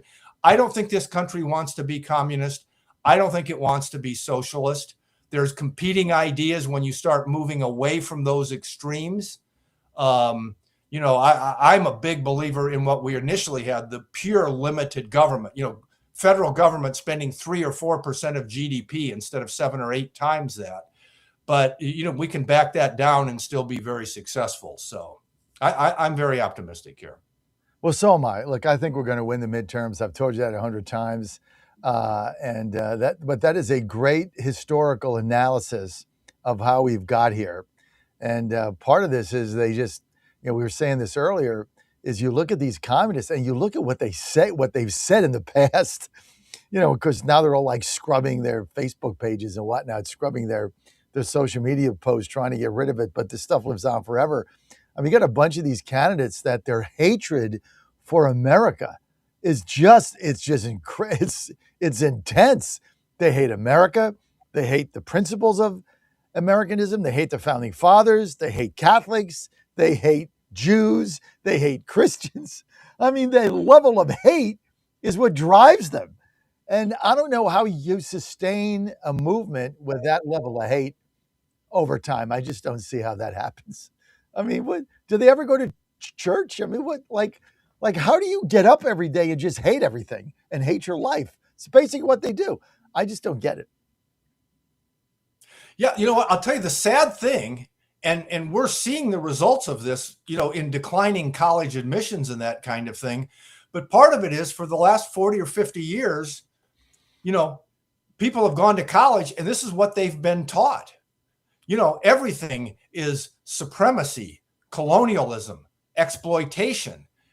Capitalism is the problem for everything. So, you've got these far left professors that came out of that young radical left. And as they got older, they moved up within the universities. They became professors, and then they became deans, and then they became presidents of the universities.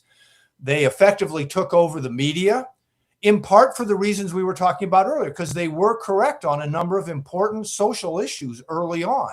So, they brought in a lot of people who felt the same way on those issues. But, as they got into these positions, they wanted to overthrow the system. And so they taught this culture of, if you're unhappy, it's because capitalism is failing you. You need to hate the American system. This is an exploitative, colonialist, suppressing system. You look at all the talk about the billionaires. Why do they hate all these guys that are successful? That's an excuse. He's only successful because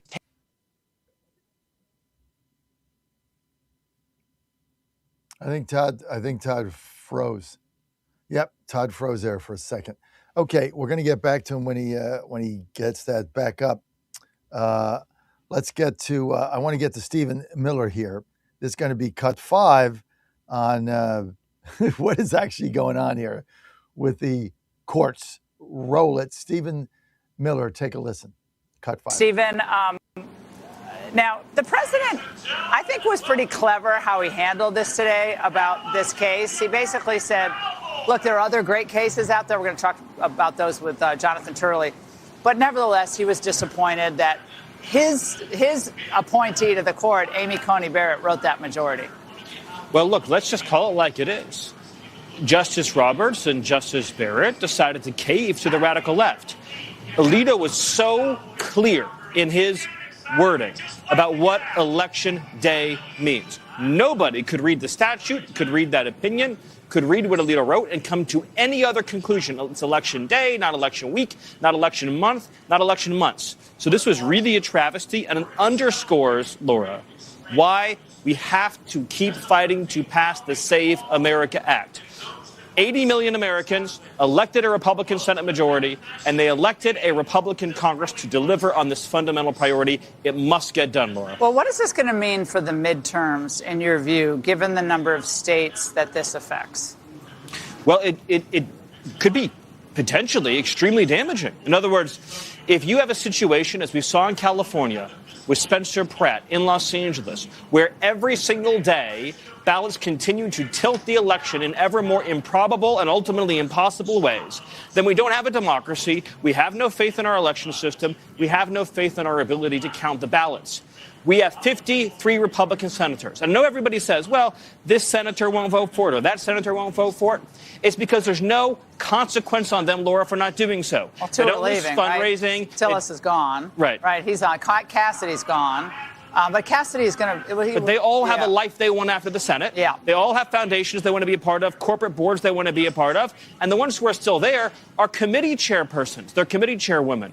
You need to have a situation where if you want to be in Republican politics, you have to understand it is a team sport. And one more point on this, Laura. This is existential for this country. You've covered more than anybody.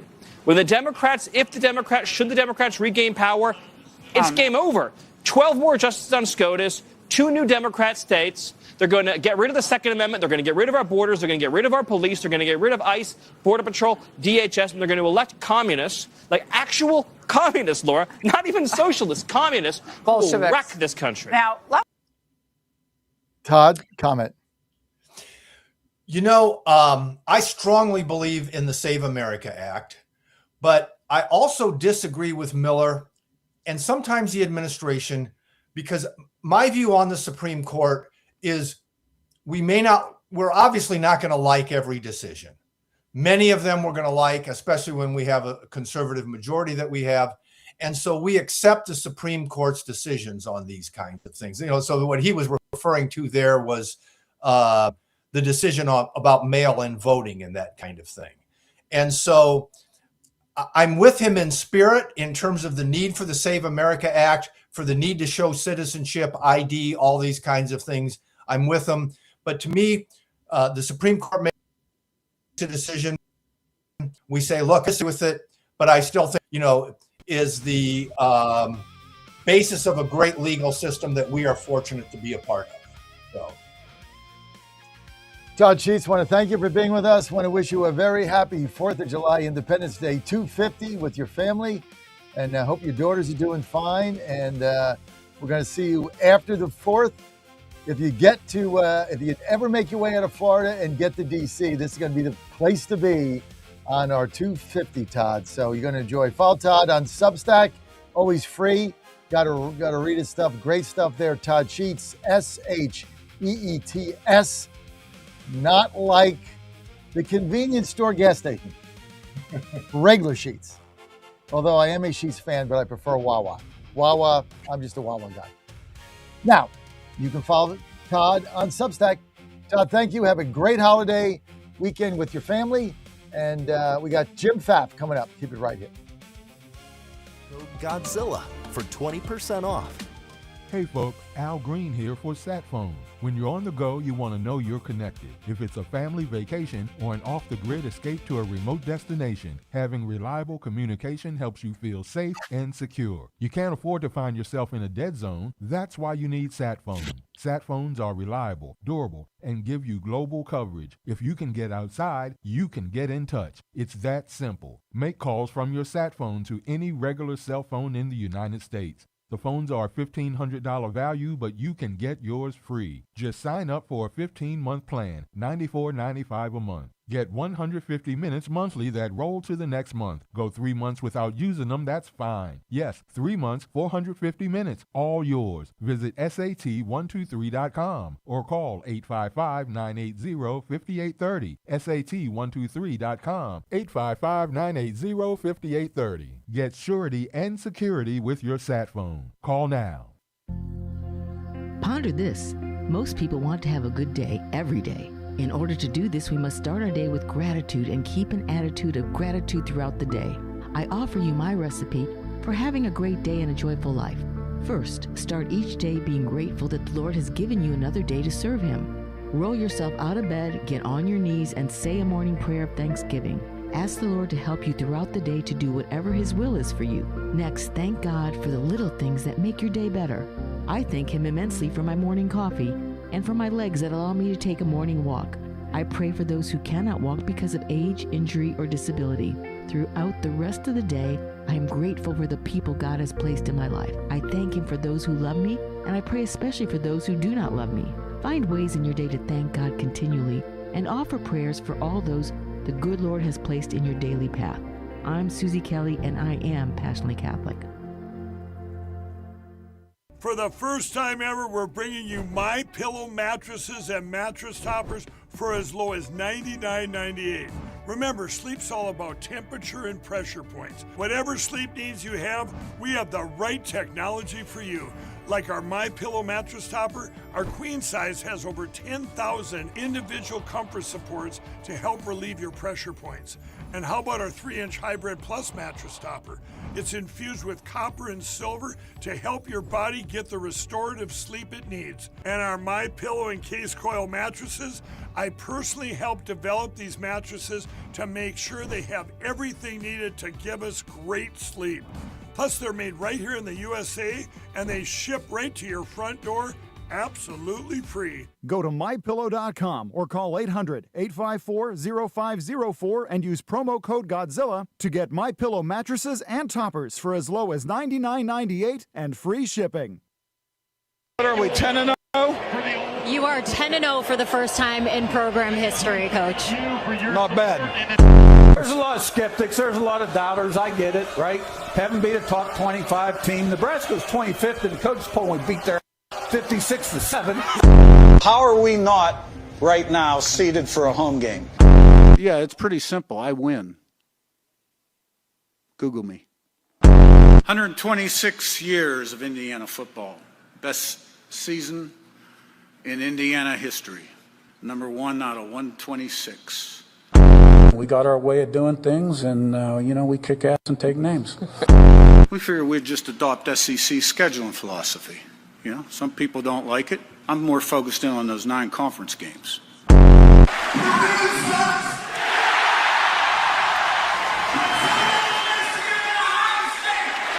We had to wake some people up and create some excitement, and after all, this is the entertainment business, too. We don't just beat top 25 teams, we beat the shit out of them. Oh. I know you guys have been waiting for me to say something crazy. That wasn't quite crazy. Don't touch that dial. You found your home of the truth. Do you solemnly swear to tell the truth, whole truth, and nothing but the truth? With the best analysis in America. You can't handle the truth. And now back to the John Fredericks Show. Mr. President, Zoran Mamdani said in an interview this week that he was open to being the poster child for socialist candidates. Are you worried about more socialist candidates across the United States? I think it's a big threat to our nation, actually. Because it's not socialism, it's really communism. They use the word social democrat because it sounds so nice, but it's really communism you're talking about. I think it's the biggest threat to our nation there is, maybe since our founding. That includes World War I, World War II, September 11th. It includes the Pearl Harbor attack. I think this is the biggest threat to our nation. People will smile when I say that, but the smart people are going to say, he's probably right. It's basically introducing communism into the United States of America. There's never been anything so dangerous. Thank you very much, everybody. Well, Jim, I'm going to jump on here. I'm not sure where. Oh, there. Okay, now John's getting back. Let me bring him back on. Okay. There we are. Good. There's the band. Jim, good to see you. A little men's room break there. No, good to have you with us, Jim. Jim. I was doing great. Kurt Signetti came in, and that made me very happy. Oh, good deal. Hey, Jim, I just got to tell you this. I had this conversation with Todd a few minutes ago, but break down this communist takeover of the Democratic Party, lock, stock, and barrel. They're now run by the communists. I got a couple clips here I'm going to run, but start with your opening analysis of what is actually going on here. Well, actually, this is a natural extension of what the Democratic Party's been almost this entire century. Barack Obama came swooping in 2008. What everyone thought they were doing when they elected him president was finally breaking that race barrier, where we elected our first black president. And to be candid, it was a great feat on the surface. The problem is underneath, he actually was doing what he intended to do, which is to transform America. I mean, he said that they were going to radically transform it, and he did. This whole NGO complex thing we're going through is part of that. But what's at the core of who Barack Obama is? And to be candid, it's always been on the socialist, communist end of things. Remember, he was a community organizer. There is nothing ideologically about community organizing that is any less than communist at its foundation, because it's about centralized government. It's about the use of power in government to force social and cultural change, all of which he did, none of which he could say explicitly at the time, because politically that just is not where we were at. You fast forward to today with AOC. And by the way, I just saw Elon Musk shared a video yesterday about AOC, about Alexandria Ocasio-Cortez. They literally had 10,000 applications, the Bernie Sanders crew did, to try to figure out who they were going to run in political office. I mean, she's literally that fake. I mean, we already knew that, but it's just very interesting to see that information. But you bring in her crew and the people like her, the squad, they're clearly socialist communists in their outlook. Obviously, Bernie Sanders is. Bernie Sanders vacationed in Russia for his honeymoon, right? So all this is just a natural extension of what the Democrat Party has been becoming for the last 20 plus years. So you just think it's an extension of where they're going. That's an interesting concept. Let's get to a couple of clips here. Let's get to cut 7. Here's the CNN K file on this communist running in New York. I can't really say her name, Darrell Zavilia Chevalier or something. Deleted a bunch of posts favoring communism. Roll this. Take a look at this. Cut 7. Tonight, K-File exclusively uncovering deleted social media posts from Democratic congressional nominee Darrell Avila Chevalier's old X account, including favorable references to communism, Marxist ideology, and authoritarian communist figures. The post surfacing as President Trump takes aim at Avila Chevalier and other Democratic Socialist candidates nominated in last week's New York primary elections. He's calling them communists. And Trump was just asked if he's concerned about, quote, more socialist candidates running for office nationwide, and he responded with this. Okay, let's get to 9. Give me a 9. Yeah. Democrats are not going to win by defending this version of capitalism. I want us to be a big tent party. We are a big tent party focused on the ordinary concerns of everyday Americans. It's important that we welcome them as part of our caucus. We have to have a big tent. Okay, so now they're defending this by saying there's a big tent when they're all of these guys like Murphy and them, they're all going to get beat in Democratic primaries. This is what I find hilarious. You got Ro Khanna, for instance, out there defending these candidates. Unbeknownst to him, he is going to get beat in the next primary by one of them. They're going to beat them all. Every one of these blue districts. Look, we got a race right now. Today, I think it's in Colorado, right? Hickenlooper is running for U.S. Senate again. No. Michael Bennet. Michael Bennet is. Bennet, right? Running for governor. Governor. I mean, yeah. What's the deal there? The communists have taken over Colorado. I call them the weed communists. Well, I'm flying out to Colorado for vacation, by the way, because I lived there for so long. I was on the radio in Denver for 4 years. I ran organizations statewide there. I worked in the state legislature even for a while. Listen, the Democrat Party in Colorado actually epitomizes well ahead of time what the national Democrat Party is. You know, I've known current Governor Jared Polis for a lot of years. When I was working on Capitol Hill for Tim Huelskamp from Kansas, Justin Amash had Jared come in because Jared always claimed to be to the Liberty Caucus, all because he claimed to be libertarian. And the thing is, you know, and I always told Jared I kicked his butt because he funded against the marriage amendment effort in 2006 I ran. I beat him. They outspent us 6-1 and we won that. So there's always this opportunity if we're just willing to do the work. But the Democrat Party there has been of this very sort. I mean, look at what they did to Tina Peters. It was very fascist. They threw her in jail. You have utilized the power of government levers to shut down their political opponents. Colorado was one of the early states to do mail ballots, so that's consistent. But what is interesting is Michael Bennett has been very popular in Colorado for a very long time. He used to head up the Denver Public Schools. He worked for Phil Anschutz. A lot of people don't know that. Phil Anschutz is a conservative Christian guy. But, Michael Bennett's a capable guy in many ways.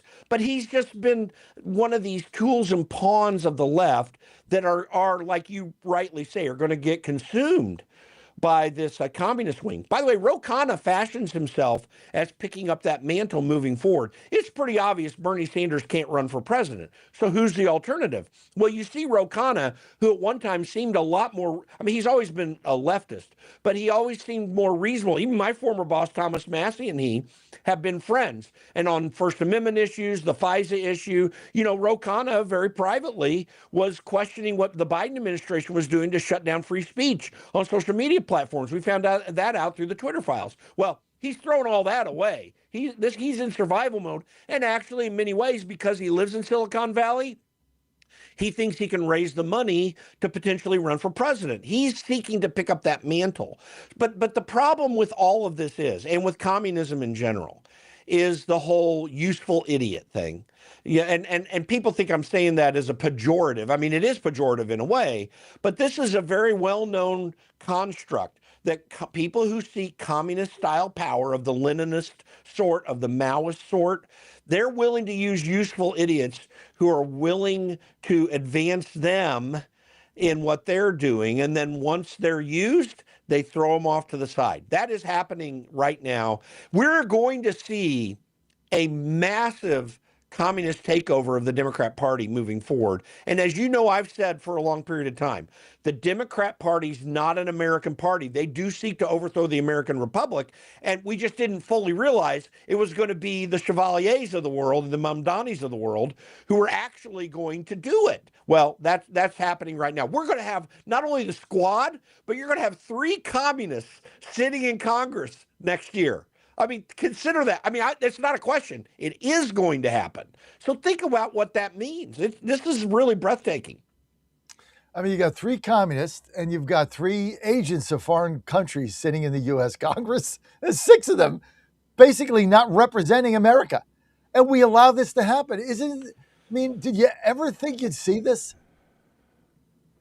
Not in quite this way, but this has been going this way with the Democrat Party for a long time for the reasons I said earlier. Listen, what happened? Well, here's another thing that happened, just so people are aware, because it's easy to forget this, especially the Gen Z and millennial crowd, some of whom may be listening to us right now. This all began prior to 2000. Remember, in the 2000 election, Bush v. Gore and all of that kerfuffle, where Florida was the deciding factor, and the Supreme Court ultimately came in and told the frankly corrupt Democrat vote counters in Palm Beach County, Florida, to stop counting votes because they were looking for votes. They were trying to bring Al Gore over the top. Democrats got upset about it. But prior to that, the what so-called religious right was on a massive upswing. Led by Dr. James Dobson, Chuck Colson, D. James Kennedy, some of these people who were having a very positive effect in terms of their ability to get people elected and to move mostly evangelical voters. And the Democrats were going nuts over that. The rise of that movement, which is precisely in part what this whole communist and Barack Obama movement has been about shutting down. The IRS scandal, where Barack Obama was destroying Tea Party organizations that were rising up, most of which had a Christian motivation. And then I remember I ran this marriage amendment in 2006. We were outspent 6-1. They put millions of dollars against passing a marriage amendment in Colorado. Look at what they did with Prop 8 in California. Even the then head of Mozilla, who had given money to the Prop 8 marriage amendment effort, he eventually had to get kicked off kicked out of there, and he's the guy that developed the Brave browser right now. If people are using it, he got kicked out of Mozilla because he just stood up for marriage. They literally published every donor who gave to that Prop 8 in California. They published them online, put a dot on a Google map. People were being intimidated. I mean, this is very communist stuff. So this has been growing as an outgrowth of our efforts after the 94 election, when Republicans took back the Congress for the first time in 40 years. The growth of the conservative, evangelical right, even libertarian right, became so offensive that they've had to twist the system ever since. And that it is a communist effort. And this is why the Save America Act is so important, because we are on that trend and we've got to stop it. Thomas Massey the other day said, yeah, I'm going to vote for the Save Act, but I mean, we got much more important things that we got to be worried about. I totally disagree with that. This is the most important one, because the communist move will gain a foothold if we cannot have fair elections. Now, they may still win, and we're in a free society. People can run. But you cannot do this fairly with elections that are screwed up. And our election system in many states is entirely screwed up. It's got to be turned around. I mean, only the Save Act can do that. Only the Save Act. Even President Trump admitting yesterday it's not going to pass. I mean, it doesn't matter what we say, what we do, what the polls are, how many Republicans are for it. You know, John Thune won't do anything. He won't fire the parliamentarian. He won't go get rid of the filibuster. He won't do anything. And now he's saying he doesn't have the votes. And he said, even if it got to the floor, we don't have 50 Republican votes. That's what he said the other day. Listen, they don't even have to fire the parliamentarian. I agree they should, because she's a whack job that Harry Reid put in many years ago. But they don't even have to fire her. They just have to ignore her, because it's the members who make the rules, right? It's the parliamentarian just makes a judgment as to whether they feel like it falls within the rules.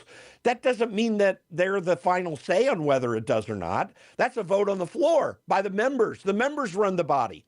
John Thune is a useful idiot too, in the sense that I discussed earlier. He is willing to, because of this fake idea that the vaunted, beauty of the Senate, the world's greatest deliberative body, that doesn't even come in for more than 2.5 days a week to talk and takes long breaks. They say that they're standing up for an institution that they have absconded the reputation of many years ago through neglect, through keeping things close to the vest in leadership's hands, so that special interests that they cater to can make a lot of money, including the consultants that work with the National Republican Senatorial Committee, make all their money, and win or lose, they don't even care. When, by the way, you heard earlier that statement that this capitalist system we can't stand for. I'll tell you the capitalist system that they're coming out against, and it's not capitalism at all. It's corporatism. We have a government system where regulatory capture happens in most federal agencies. In other words, the big companies get all the benefits and shut out the smaller competition that might come their way because of the regulatory structure that we have. This is in the USDA, the Department of Agriculture. We see this even sometimes in places like the Federal Trade Commission and the Federal Communications Commission. They make these rules that shut out smaller actors and small business from being able to rise up. And Republicans, or at least Republican leadership, are largely behind that. So they're just feeding that same system. What we're fighting for is a constitutional system that brings the Congress back, and government in general, back to the restrictions of Article 1, Section 8 of the Constitution. Everyone should read it, and you're going to find out that well more than half of the things we do in government aren't even constitutional to begin with. We need to rein in government. Donald Trump has attempted and has had some success, limited though it may be, in doing that. And once and if we can ever get there, then the whole communist thing won't matter, because no one will want to do with them. They'll be glad for their freedom. And we got to work on that very diligently right now by calling out John Thune and others. Well, I tell you, Jim Pfaff, you're on a roll today. What are the? I got one more question here. What is their aim? These communists that are winning, what do they want?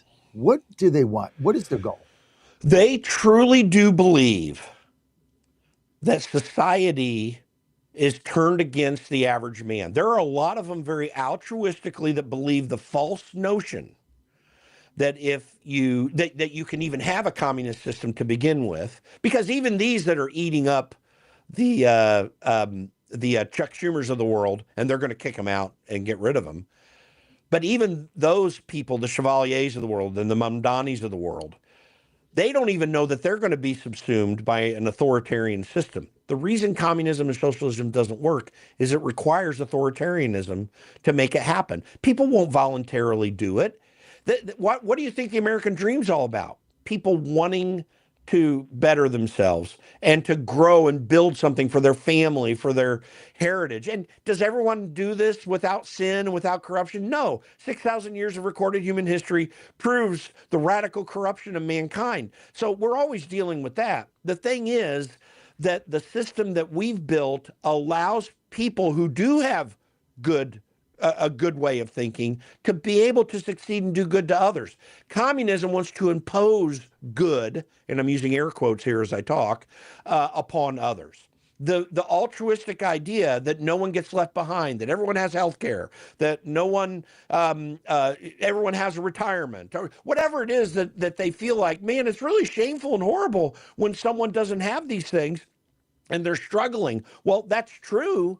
But the way you get about it is through a true free market system, not through an imposed system that is enforced by government, because there's no incentive for the bad actors to do what's right. The only incentive to do well is through free markets, which require even the greedy jerk that wants to be a billionaire has to follow the golden rule by treating employees well, by treating customers well. They even have to do that, even if they want to be greedy and wealthy.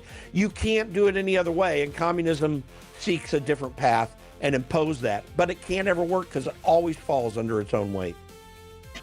Jim Pfaff, I want to thank you for being with us, Chairman, Conservative Caucus. Jim, people want to follow you. Where do they go? Go to theconservativecaucus.com. All right, Jim, I'll see you soon. Have a great holiday weekend. Don't forget to visit the State Fair in Washington, D.C. It's absolutely breathtaking. It's gorgeous. It's going to have so much fun. Big fireworks display coming, 250, baby. Let's go in the safest, most beautiful city in America. But the communists are trying to destroy it. Jim, thanks for being. They're going to try to destroy it. But, Jim, as I'm standing here today, there'll be no home rule a year from today. It'll be gone. Trump's going to run the city. Okay, folks. Hey, this segment brought to you by our great friends at the vaping industry. The thing I love about vaping is it's free. It's not free to vape. It's freedom. Freedom to decide what is best for you. Freedom if you want to get off smoking like I did, and I smoked a pack and a half a day for a long time. I smoked American Spirit Blue. Now they're like, I don't know how much they are now, like $10 a pack or something. Some outrageous amount of money. I couldn't even afford it anyway. But vaping helped me, and vaping helps a lot of people. Also, people just enjoy to vape, and they should have that opportunity. You got to be over 21. And there are many, many businesses that have opened that are in the vaping business. And it's a small business enclave. You know, when President Trump ran in 24, I talked about, and he talked about getting the vape vote. This was really an important vote to get, the vape vote, no question about it, because there's a lot of people that vape and they feel like they've been kicked to the curb. And a lot of people that own vape shops feel that they're never supported and they're always the enemy of big tobacco, which has got all the money. When you got the money and the leverage and you're the little guy, it's tough. You know, I speak from experience in a lot of different things, right? Closing these businesses is not going to result in the loss of revenue for the communities they serve, but also the loss of choice and access for consumers like us, especially in many communities that supported President Trump. So vaping is an alternative to smoking. Is it good for you? No, but it's a lot better than cigarettes. And it's how to get there, okay? Alcohol's not good for you either. Beer's not good for you either. We still drink it, right? Because people have that choice. We already had prohibition. It didn't work. So It's all about the big tobacco companies trying to screw the vaping industry. This is why we need President Trump's help. And the politics surrounding small businesses and the vaping industry. The Biden administration was determined to eliminate the industry because they've taken all the money from big tobacco, and their mission to keep these products out of hands of Americans was harmful to the economy, employment, and the public health. I ask you to support the Vapor Technology Association. Support the Vapor Technology Association. Go to vaportechnology.org. That's vaportechnology.org for more information. This message paid for and authorized by the Vapor Technology Association. John McLaughlin coming up. We'll be right back. Seeing it really impact areas like the Ohio Valley, through the Mid-Atlantic and into the Northeast. And it looks like the main, like the primary time frame for like the most extreme heat will be on Thursday and Friday, both. We're looking at Thursday probably being the period where we see the most potential for record highs. Scott Kleebauer at the National Weather Service. We're talking triple-digit temperatures combined with high humidity, making it even more uncomfortable and dangerous. Homeless in Nashville, Logan King picking up a bottle of cold water from a shelter. It's been really hot, sweating, dripping, as you can see. It's just miserable, honestly. But this helps so much, like, oh my goodness. 3 firefighters killed over the weekend battling a Colorado wildfire. They were part of a specialized crew that goes into remote areas to quickly put out new fires. 2 other crew members suffered burns. The crew was overcome after deploying an emergency shelter to shield themselves from the fast-moving fires. 1,700 and counting, that's the death toll in earthquake-ravaged Venezuela, where search and rescue efforts are ongoing. The Supreme Court's expected to release more rulings today, some very closely followed cases, rulings having to do with birthright citizenship in girls' sports. Yesterday, the court ruled that states can count late-arriving mail-in ballots. President Trump is pointing to that decision as another reason for Congress to pass the Election Integrity Save America Act. On Wall Street, Dow futures are 72 points higher. The Nasdaq futures up 108 points. More on these stories, townhall.com. Hey, I'm Kirk Cameron. Is health insurance eating up your budget for 2026? If you're looking for ways to better steward your finances, consider this: Christian Healthcare Ministries. It's a health insurance alternative at half the cost. Join CHM today by visiting chministries.org/wellness. While insurance companies tell you when to join, what to pay, and where to go, CHM is different. As a ministry, CHM allows you to share the burden of medical bills with other Christians. You can enroll, switch programs, or leave at any time. Christian Healthcare Ministries. It's a world of difference. CHM has 4 flexible programs. You can pick any certified doctor, surgeon, or hospital that you want for eligible care. So make the switch. Take your paycheck back from health insurance this year. Join CHM today by visiting chministries.org/wellness. That's chministries.org/wellness. Britain has unveiled a forward-looking defense plan. It's a plan that's chock full of cutting-edge technology. Self-flying fighter jets, uncrewed submarines and drones will be at the centre of Britain's future military under a defence plan being announced that reflects a world of conflicts transformed by technology. The defence investment plan has been repeatedly delayed as military leaders and Treasury officials in Britain wrangle over the cost of equipping the country for an increasingly dangerous world. Like other NATO nations, the UK is under pressure to increase defence spending to counter a more aggressive Russia and a less reliable US. The government says the spending plan has been refocused in the past few weeks under new Defence Secretary Dan Jarvis. That includes a bit more money than the $18 billion former Secretary John Healey was offered. I'm Charles Dillard. And the UK has been watching how drones have transformed war in Ukraine, which uses $200,000 a month to defend against the Russians. News and analysis, townhall.com. Some new research highlights differences within the Democratic Party's diverse voter base. According to Pew Research, black and Hispanic voters, while still largely aligned with Democrats, often differ from the party's more progressive wing. Many support economic liberal policies, but takes more moderate positions on social issues. They're also more likely to favor stricter border enforcement and stronger policing than progressive activists. The findings point to an evolving Democratic base with key voting blocs not fully embracing the party's shift to the left. Ron Taylor reporting. Tom Kean Jr., the New Jersey Republican who's been away from Congress for close to 4 months with an unspecified medical condition, is set to reemerge today. He has missed more than 100 votes and has not been publicly in Washington or in his district. Kean is promising to be transparent about why he was away for so long with no explanation. More on these stories, townhall.com. And they're off. This summer, the Thunder returns to Colonial Downs Racetrack. Live thoroughbred racing June 25th through September 7th. Feel the excitement. Hear the roar of the crowd. Experience Virginia's premier horse racing destination every Thursday through Sunday all summer long. Bring the whole family for Family Fun Sundays, packed with activities for all ages. Parking? Free. General admission? Free. Memories? Priceless. Make Colonial Downs Racetrack your new summer fun time tradition. Get tickets and race day info now at colonialdowns.com.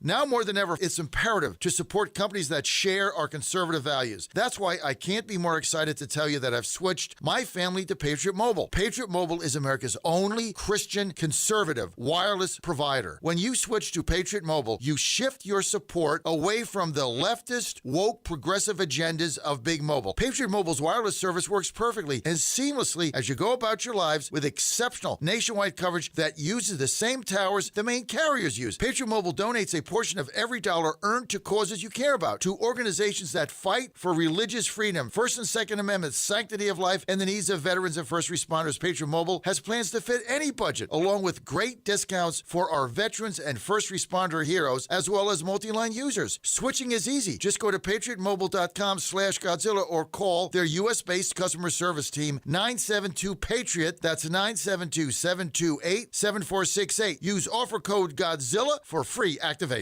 Washington is wasting $500 million every year on a federal supervision system that doesn't work. Probation officers are overwhelmed. Resources are going to people who pose zero threat, while actual dangerous individuals slip through the cracks. The Safer Supervision Act stops the waste and refocuses every dollar on protecting families from harm. President Trump's own pollster found about 80% of Trump voters want this fixed. It's time for Congress to get this done. Stop the waste. Protect our communities. Visit safersupervision.com. Paid for by the Reform Action Fund.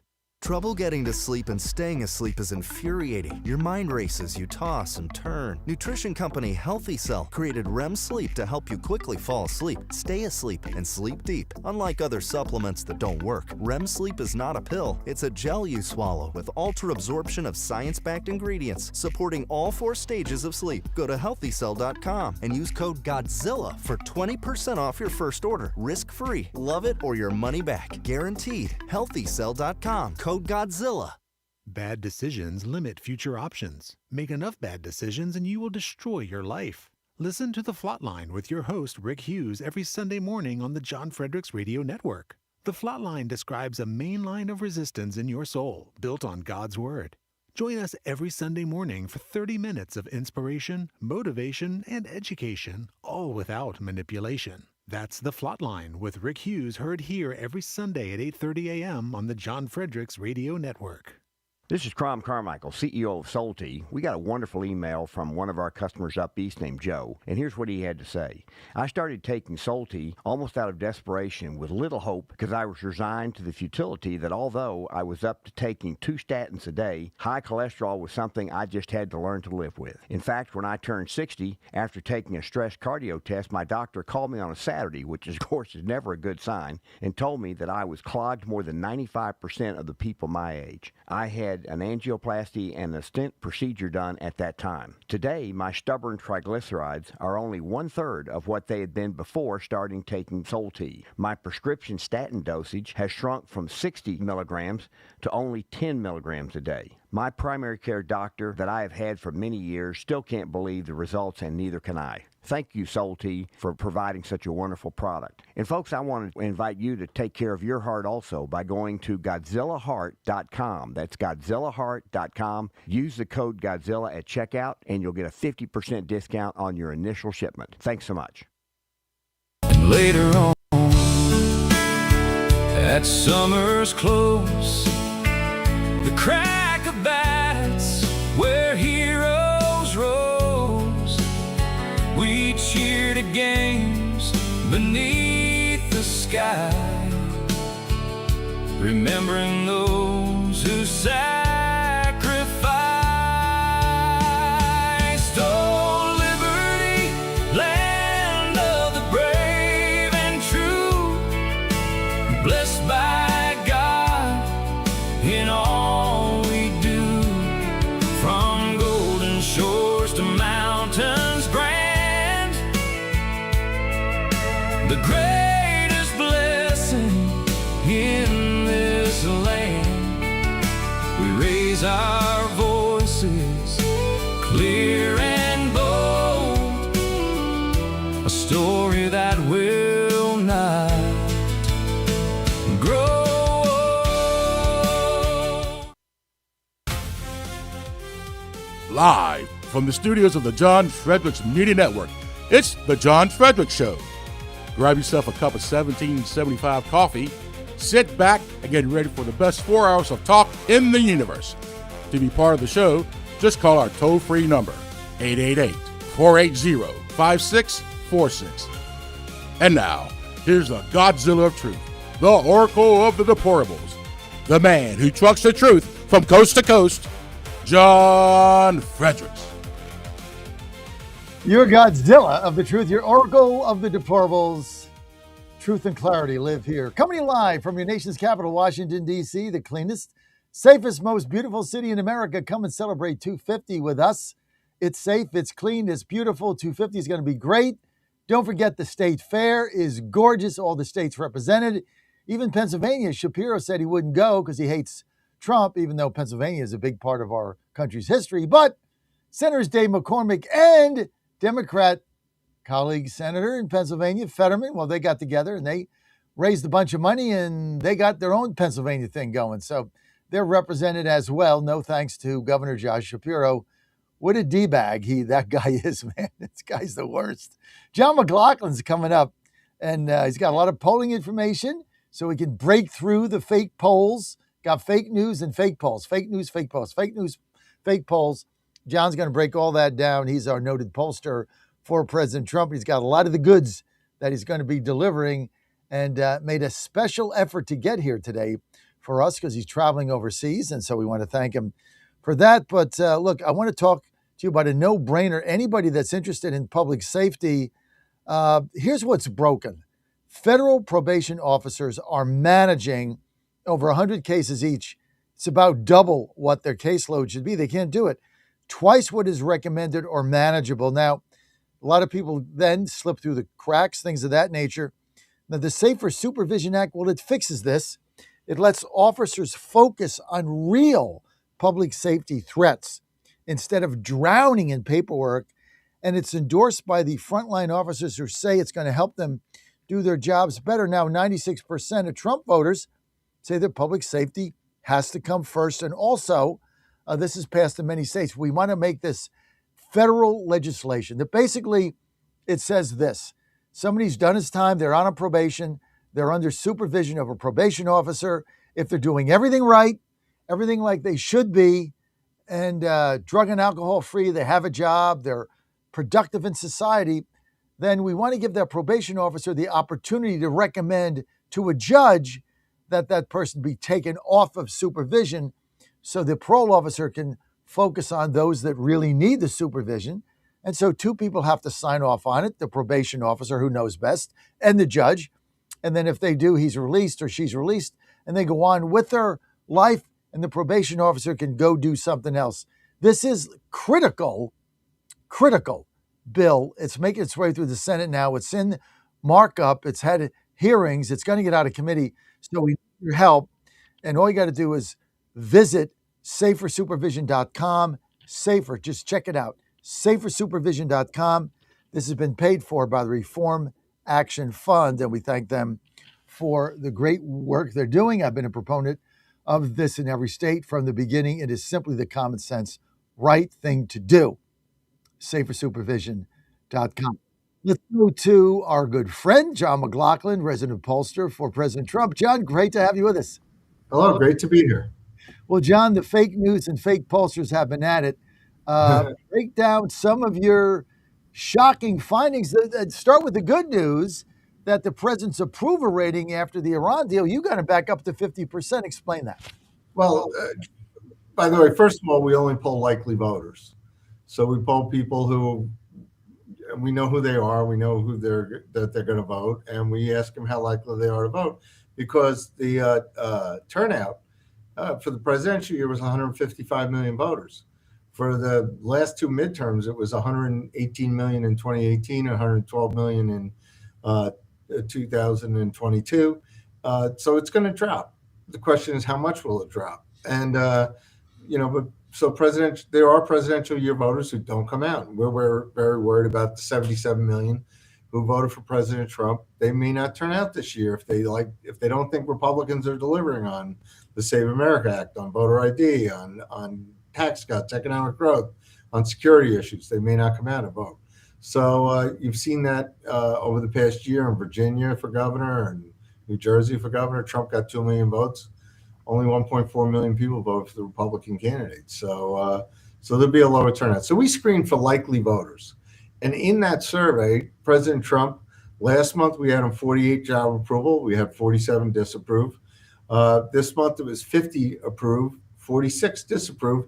And in the same poll, we had people from what they know or read or heard in the media, do they approve or disapprove of the ceasefire deal with Iran? And 51 to 34 they did. Now, on the other hand, you had 3/4 of the votes, 76% saying that they approve of the fact that Iran would not have nuclear weapons or be subject to inspections. Another 75% said Iran would have to not supply terrorists with support terrorism throughout the Middle East against Israel, against our allies. So the deal has the potential to get better. On the other hand, the plurality of voters don't like the idea if Iran keeps any of their nuclear capacity, whether it's a low level or not. And they certainly don't like the idea of them getting, unfrozen assets or whatever. So, there's a long way to go on these negotiations. But for the time being, the public supports what President Trump is doing. Although what's interesting is if they follow left of center media, they disapprove of the ceasefire deal. So now the left is in favor of war, I guess. I don't know. But you can find these results. It's on our website on McLaughlinOnline.com. We publish the results, wrote about it on Newsmax blog. And also in there, what's concerning is even though Trump had a 50 job approval, the Republicans for Congress generically were only getting 43% of the vote. The Democrats were ahead at 46. So there's a gap between generic support for Republicans and President Trump, what he's getting in our polls. So why is that? They're not getting stuff done. I mean, you don't have voter ID, right? You didn't pass the Save America Act. You don't have proof of citizenship. The Senate decides that they want to keep the filibuster. While most Americans, we found last month, 56-28, they support, making sure we have honest elections with voter ID and proof of citizenship. But for whatever reasons, 56-28, they would prefer that over saving the filibuster. But Republicans in the Senate want to save the filibuster. And I think most voters understand that once the Democrats take control of Congress, if they do, God forbid, if they do, they'll get rid of it. So it's like, they'll get rid of it the next, they're more important in getting things. It won't survive a half hour. Everybody knows that. I mean, these John Thune, the whole bunch of them are so ridiculous. But let's get back to Trump's approval rating 50%. But yet people, in one poll you had a big gap in country moving in the right direction or wrong direction was like, I think I saw 58-36. So a tremendous gap there. People think we're heading in the wrong direction. Explain that, John. Well, again, and a lot of it has to do with the economy, because the top issues are economic issues. Where in this poll, when we asked them about the top issues, they said it was cost of living was 25%. Other economic issues add up to 46%. Another 27% were concerned about various social issues, protecting Social Security, Medicare, et cetera. And another 15% were concerned about security issues, whether it's crime or securing the border. That's down significantly since Trump became president. So people, by the way, people can pay attention to the issues in stereo. Like Trump's the commander in chief. So he's responsible for national security. Congress less so. Congress, it's more about the economy, more about cost of living, more about the purse strings. And what's ironic too is we asked him about, even though all the Republicans voted to extend Trump's tax cuts and expand them with no tax on tips, no tax on Social Security, no tax on overtime. People like that. They think the economy's growing, but they just don't think it's growing fast enough to, make up for the damage that Biden and Harris did with all the inflation. So when we ask people, since the Democrats will vote against any tax cuts, the Republicans could use the majority to pass a reconciliation bill. Would you approve or disapprove a pro-growth reconciliation bill that cuts waste, fraud, and corruption, would require proof of citizenship and voter ID to vote, and expands middle-class tax cuts? 59% of all voters are in favor of that. Disapprove is only 29%. You've got 80% of the Republicans, 59% of the independents, and even 37% of the Democrats. We don't think the economy is growing fast enough, which accounts for the wrong track right now. We want to get out of the problems that Biden put us in over the last 4 years before Trump got to be president. And people want the economy to get better. By the way, when we tested it, I got these ideas from Steve Forbes, who you know very well, Yes. Larry Kudlow, and Steve Moore. When we asked them to approve or disapprove allowing homeowners with low-rate mortgages at 2 or 3% or 4% to transfer that low-rate mortgage to buy a new home, 71% to 14% of all voters said that's a good idea. So, you want to expand housing? That's a good way to help young people. Approve, disapprove of new tax cuts where 7 brackets for federal income taxpayers, right? We're a long way off from the flat tax. In order to grow the economy and helping of affordability, cutting tax rates for middle-class taxpayers who earn $200,000 or less and are currently paying income tax rates of 22 or 24%, cutting those brackets down to only 5, where you'd have 12% federal income tax for those middle-class taxpayers. They support that 68 to 18. Do they approve or disapprove of indexing capital gains for inflation so taxes don't rise with inflation? 62 to 16, they support that. These are all voters. So, there's a plan to get another pro-growth reconciliation plan through Congress. We call it the Kudlow plan, but it'll be the Forbes-Kudlow plan by the time Congress gets it. But if the Republicans want to win in November, they have to do these things so that there's a reason to vote for us. And by the way, even if it doesn't pass, that the Democrats find a way to stop this, we should force the votes, because Chuck Schumer's in this national poll had a 29% favorable rating, 45% unfavorable. He talk about unpopular, the perfect opponent for President Trump. Schumer's the one who shut down the government to slow economic growth. He's the one who supported Jerome Powell and what they were doing to keep interest rates high to hurt the economy. Let's have it let's have a contrast with the Democrats. We're heading into the fall season. But let's see how many Democrats. But John, you go into you look at your generic poll, and you're polling likely voters, and we're down by 3, which is not, we got some polls have the generic gap 12, right? I mean, they're fake, right? The Democrats. But some have got it 12. But it's 3, it's doable, but it's still from a McLaughlin poll to be down by 3 generic likely voters. It's a little concerning. And I know what we have to do to turn it around, but do we have time? Yes, we have time, because, you have 11% still undecided, and they're only down 3 points. That 11% that's undecided, they have a net approval for President Trump for his job rating. So you have the time to do it, but Trump's not on the ballot. So these Republicans have to give the voters a reason to come vote for them over the Democrats. And look at the Democrats. They want tax hikes. They want open borders. Look at what's going on inside the Democrat Party. Today, there's a primary in Colorado where an ultra-liberal Congresswoman, DeJette, may lose to a pro-Hamas radical, like we saw in New York. You saw mainstream liberal Democrats like Adriana Espaillat, the head of the Hispanic caucus, lose to a Mondami-supported radical who after the October 7th massacre in Israel of Jews, she went to a pro-Hamas rally the next day.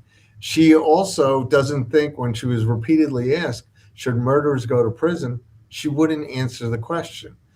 These are the kinds of Democrats. I mean, you had Brad Landers knock off Dan Goldman. Dan Goldman ran on impeachment of Trump. Brad Landers is a Mandami supporter who, he may be Jewish, but he's anti-Israel. And, these are our allies. Who's standing up to Iran to stop them from having nuclear weapons? It's Israel's by our side. They've always supported us in that regard, because for them it's existential.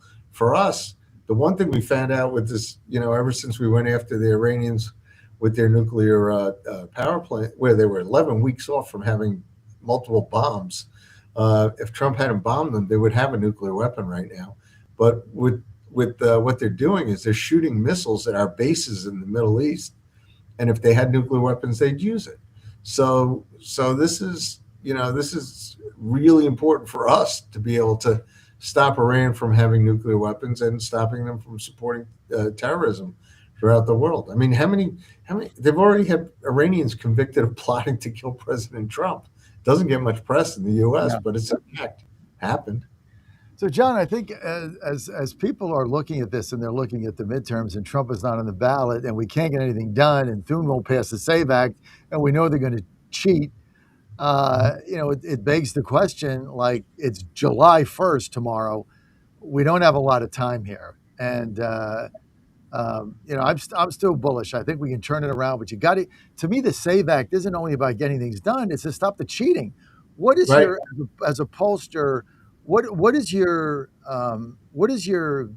instincts tell you about the level of vote cheating that goes on with these mail-out ballots? Well, you just saw in California where they have legalized cheating. They have this ballot harvesting's legal out there. So we did a poll for the California Post where right the Thursday before the election, we had a three-way election between Becerra, Steyer, and Hilton. And Hilton, Steve Hilton, he definitely qualified in the top two. But we also did 400 voters in Los Angeles, and 2/3 of the Los Angeles voters are Democrats. Karen Bass, ironically, was disliked by 2/3 of the voters. She had a 2/3 unfavorable disapproval rating in the job she's done as mayor. Most Democrats were not voting for her in the initial primary. But we had a three-way tie, virtually statistical tie, among Pratt, among Bass, and also Rahman, the socialist.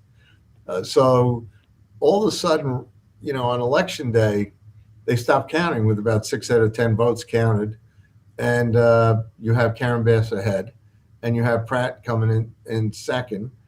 But the ballots that came in after election day that were legal, still postmarked or whatever, Rahman's ahead.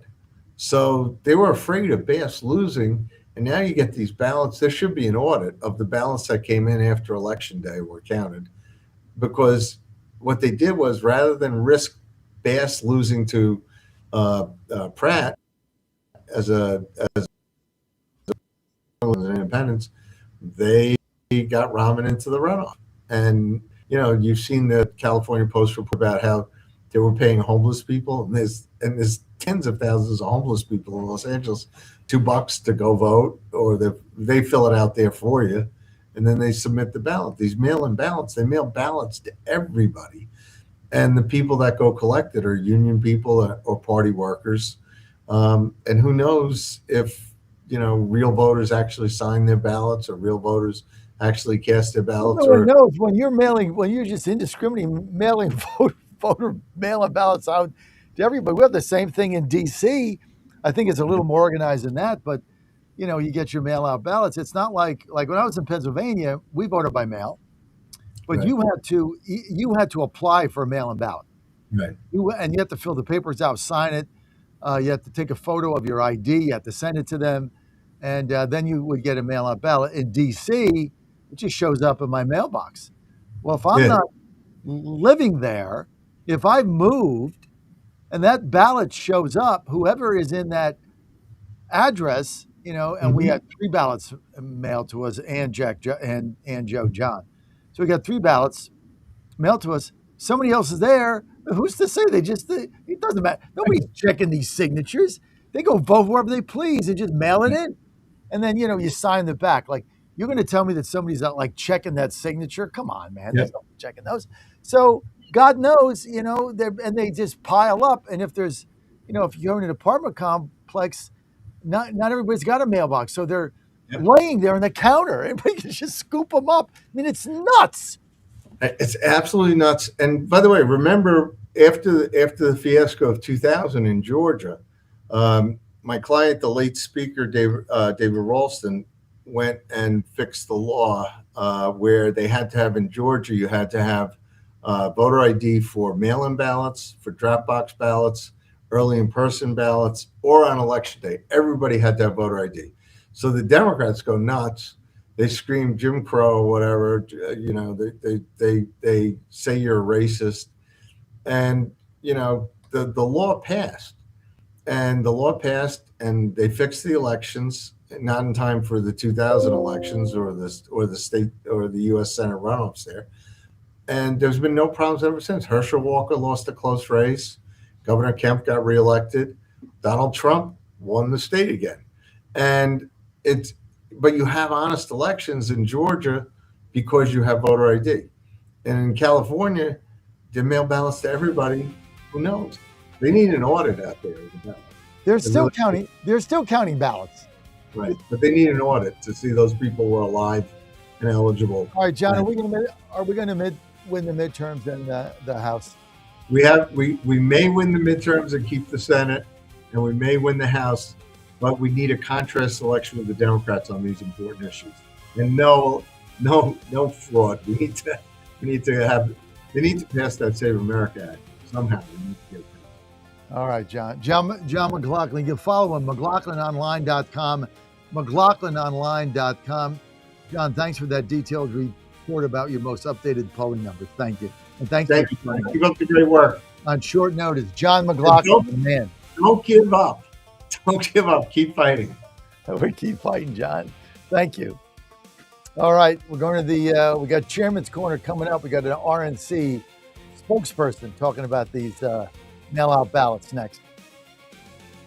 5 years later, it was only 8 seconds, 1 second less than a goldfish.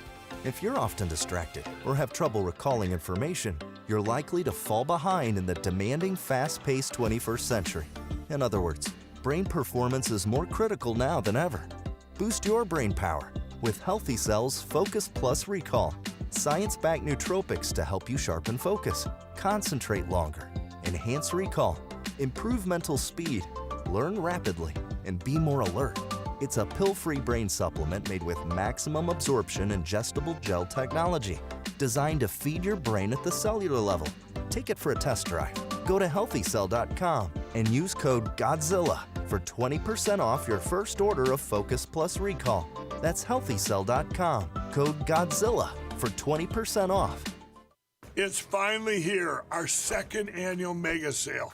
This sale only comes around once a year, so take advantage of the best offers ever while you can. For example, save 50% on our Giza Dream bed sheets, as low as $29.98. And for the first time ever on TV, MyPillow mattresses and MyPillow mattress toppers, as low as $99.98. And you save 50% on our Lux Pure 6-piece towel sets. Regular $69.98, now only $39.98. And our best-selling standard MyPillows, regular $49.98, on sale for $17.98. Wait on it, mega sale only $14.98. But wait, there's more. To make the mega sale even more special, when you order right now, your order's gonna ship absolutely free. To take advantage of the second annual mega sale, go to MyPillow.com or call 800-854-0504 and use promo code GODZILLA. Now more than ever, it's imperative to support companies that share our conservative values. That's why I can't be more excited to tell you that I've switched my family to Patriot Mobile. Patriot Mobile is America's only Christian conservative wireless provider. When you switch to Patriot Mobile, you shift your support away from the leftist, woke, progressive agendas of Big Mobile. Patriot Mobile's wireless service works perfectly and seamlessly as you go about your lives with exceptional nationwide coverage that uses the same towers the main carriers use. Patriot Mobile donates a portion of every dollar earned to causes you care about, to organizations that fight for religious freedom, First and Second Amendments, sanctity of life, and the needs of veterans and first responders. Patriot Mobile has plans to fit any budget, along with great discounts for our veterans and first responder heroes, as well as multi-line users. Switching is easy. Just go to patriotmobile.com/Godzilla or call their U.S.-based customer service team, 972-PATRIOT. That's 972-728-7468. Use offer code Godzilla for free activation. Bad decisions limit future options. Make enough bad decisions and you will destroy your life. Listen to The Flatline with your host, Rick Hughes, every Sunday morning on the John Fredericks Radio Network. The Flatline describes a main line of resistance in your soul, built on God's Word. Join us every Sunday morning for 30 minutes of inspiration, motivation, and education, all without manipulation. That's The Flatline with Rick Hughes, heard here every Sunday at 8:30 a.m. on the John Fredericks Radio Network. Washington is wasting $500 million every year on a federal supervision system that doesn't work. Probation officers are overwhelmed. Resources are going to people who pose zero threat, while actual dangerous individuals slip through the cracks. The Safer Supervision Act stops the waste and refocuses every dollar on protecting families from harm. President Trump's own pollster found about 80% of Trump voters want this fixed. It's time for Congress to get this done. Stop the waste. Protect our communities. Visit safersupervision.com. Paid for by the Reform Action Fund. I would rather play with 10 people and just get penalized all the way until we got to do something else, rather than play with 11 when I know that right now that person is not sold out to be a part of this team. It is more about them than it is about the team. I cannot play with them, cannot win with them, cannot coach with them, can't do it. He's your Godzilla of the truth in America. No gibberish or nonsense, just common sense. And now back to the John Fredericks Show.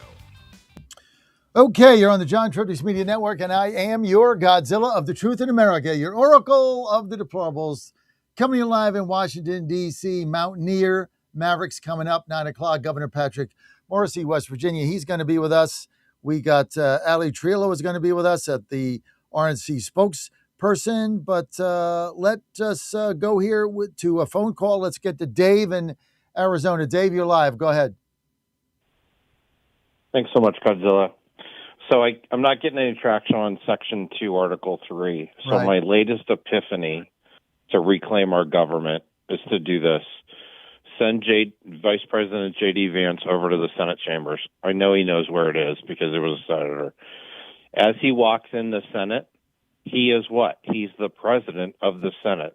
He outranks leaderless John Thune. So what he should do then when he walks in is fire the parliamentarian. Step number one, right? Who's going to outrank him? Nobody. Step number two, call the question. It takes 5 GOP senators to call the question, to question leadership, to potentially remove John Thune. And then to do that, it takes 27 senators. Now, J.D. Vance can't vote in that. He can only vote on legislation. He's the tiebreaker. But I think he should go in and flex his statutory muscles as president of the Senate, full stop. Because we're not getting any traction with the current crew over there. And the only way to do it is to remove him.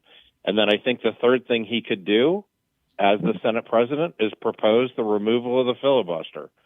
Now, maybe we don't have the votes, but you know what? Let's make all of them go on their record and vote their conscience and let the people decide then if they want to throw them out as their duly elected servants. So that's my suggestion of the day, sir. I like to bring solutions, not just continually whine about problems. Well, Thank Dave, you. they don't do anything. I mean, John Thune doesn't do crap. I mean, this is the bottom line. He refuses to act. He refuses to bring this bill to the floor. He refuses to get rid of the parliamentarian. He refuses to override the parliamentarian. He refuses to break the one-person filibuster. He refuses to go to the talking filibuster. And whatever it is, he refuses to do it. And all he tells us is, I don't have the votes. And so, but we don't know who the votes are. And okay, ostensibly you don't have the 50 votes you need. Let's get them. Let's put the pressure on them. Let's do what Mike Lee says, which is you sit there and debate until you get 50 votes. And now you got Mike Lee is putting the SAVE Act in the NDAA in reconciliation. The parliamentarians are going to say, no, you can't do that. All John Thune has to do is say, well, too bad, we're doing it anyway, and fire her butt.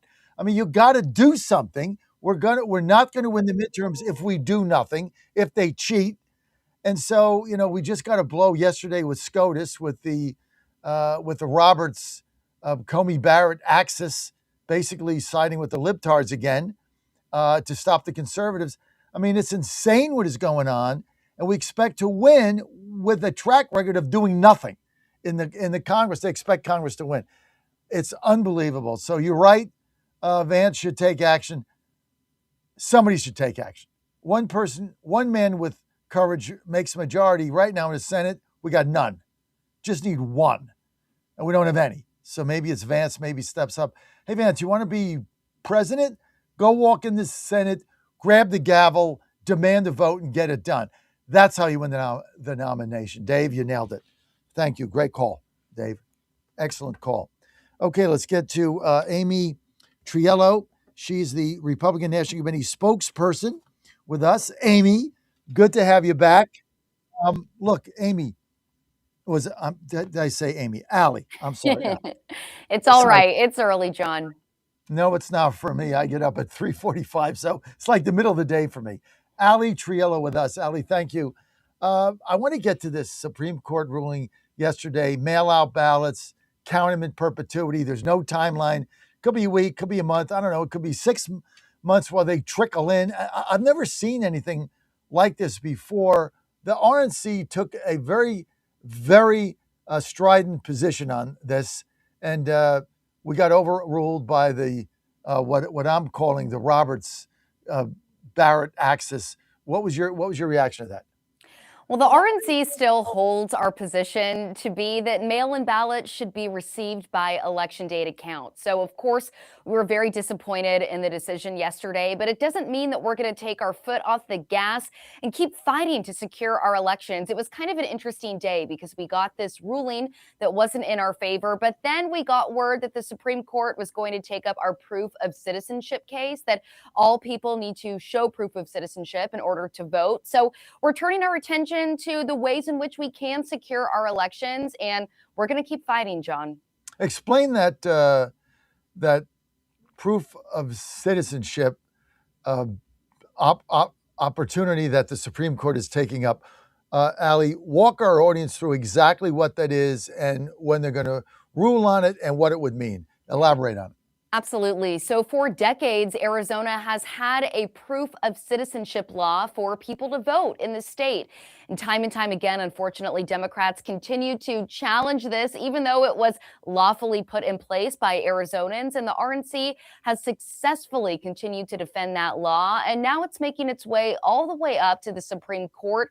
We know proof of citizenship is common sense because the law says only Americans can vote in American elections. So we'll keep fighting and do the right thing to secure the ballot box. Okay, so what would a positive ruling look like and when do you expect it? Well, we're not quite sure exactly when the Supreme Court will be taking this up. We just got word that they are going to consider this case. So, of course, now we're turning our attention to that. But it goes with everything you're talking about regarding the Save America Act, because we had the negative ruling yesterday when it comes to securing mail-in ballots. That is why we need the Senate to act and pass the Save America Act, because then it will become law that mail-in ballots have to have these protections, that we have to have photo ID, that we have to have proof of citizenship. So right now, again, we have this case that's going to go before the Supreme Court, but we're also turning our attention, as we have been throughout the past 5 or 6 months, to really encouraging the Save America Act to get over the finish line. Allie, how do you reconcile the fact as a spokesperson for the RNC that your majority leader, John Thune, refuses to take action on the SAVE Act that the RNC is 100% in favor of. I mean, he's your majority leader. How do you guys reconcile that?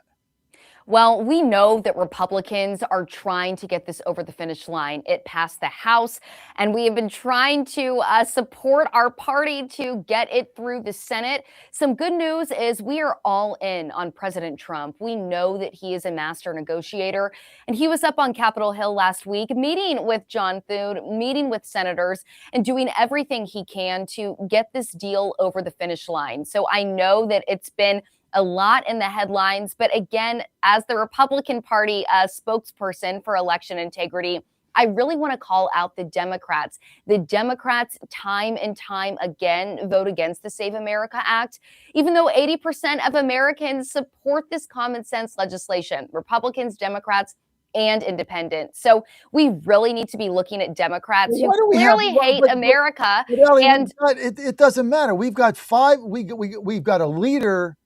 And look, I understand the position you're in, okay? It's not easy. I get it. I'm sensitive to that. And you're doing a good job. But the frustration here for all of us, the frustration is we've got a majority leader that won't do anything about it, won't act on it. You've got a parliamentarian of the Senate appointed by Harry Reid, served through Obama and Biden, not ruling in her favor, has no power, yet Thune accepts it, should fire her butt, won't do that. Then you've got at least 4 Republicans saying even if it came to the floor, they'd vote no, right? Cassidy, Thune, Tillis, McConnell, who's in a wheelchair or something, right? I'm not even sure the guy's lucid. And Murkowski's vote no. Collins says she's voting no, although without her help, she can't win. The communist wins. This is do you understand the frustration of rank and file Republicans that support the party, like me, Ward 2 Chairman, DC, I'm party apparatus, but the frustration of we can't get our leaders to act. The Democrats never have this problem. The communists, they vote with each other, doesn't matter what it is, they all support it, they'll get rid of the filibuster if they take over in 15 minutes. I'm just asking, do you understand our frustration? Absolutely. And we see the frustration coming from our base, and we understand how vital it is to have common sense election laws passed. And of course, our position is that we want to see the Save America Act passed. President Trump yesterday, speaking to the media, was also saying that he needs all Republicans to unify behind this legislation. And for us at the political arm here at the RNC, we're doing everything we can to promote this common sense legislation. We have 150 active cases right now in more than 30 states to secure our elections. So we are fighting, John, and we're with you on wanting to see our elections become even more secure. No, look, the RNC is doing a great job. I mean, the number of lawsuits you guys have filed are off the charts. It started under Michael Whatley. It's now continuing under Chairman Gruters. So I have no beef with the RNC. I think they're doing a phenomenal job. And I tell you that all the time. This is the best RNC organization I've experienced. And I've been involved in stuff a very long time. So you guys are doing a great job. So our frustration is not with you, Joe Gruters, Molly Safried, any of it's not there. The frustration is with John Thune and a handful of Republicans in the Senate that won't act on it. Now you got Mike Johnson just put this in reconciliation today. He's got a 2-vote majority. He gets it in reconciliation. He's attaching it to the NDAA. And now, as soon as he gets to the Senate, the parliamentarians are going to throw it out. Now Thune's got to act. What will he do? Well, again, I think we need to continue to beat the drum that we must pass the Save America Act, and we are confident in our party to get this over the finish line. And with President Trump at the helm, he is fantastic, arguably the best president we've ever seen. So we're confident he can figure out a way to get the senators to get this done. You're a great spokesperson for the RNC in that topic, and you stay on message. Very good, very impressive. I always enjoy having you on because we get the banner, and you just got to sit there and deal with it because you know everything I'm saying is right.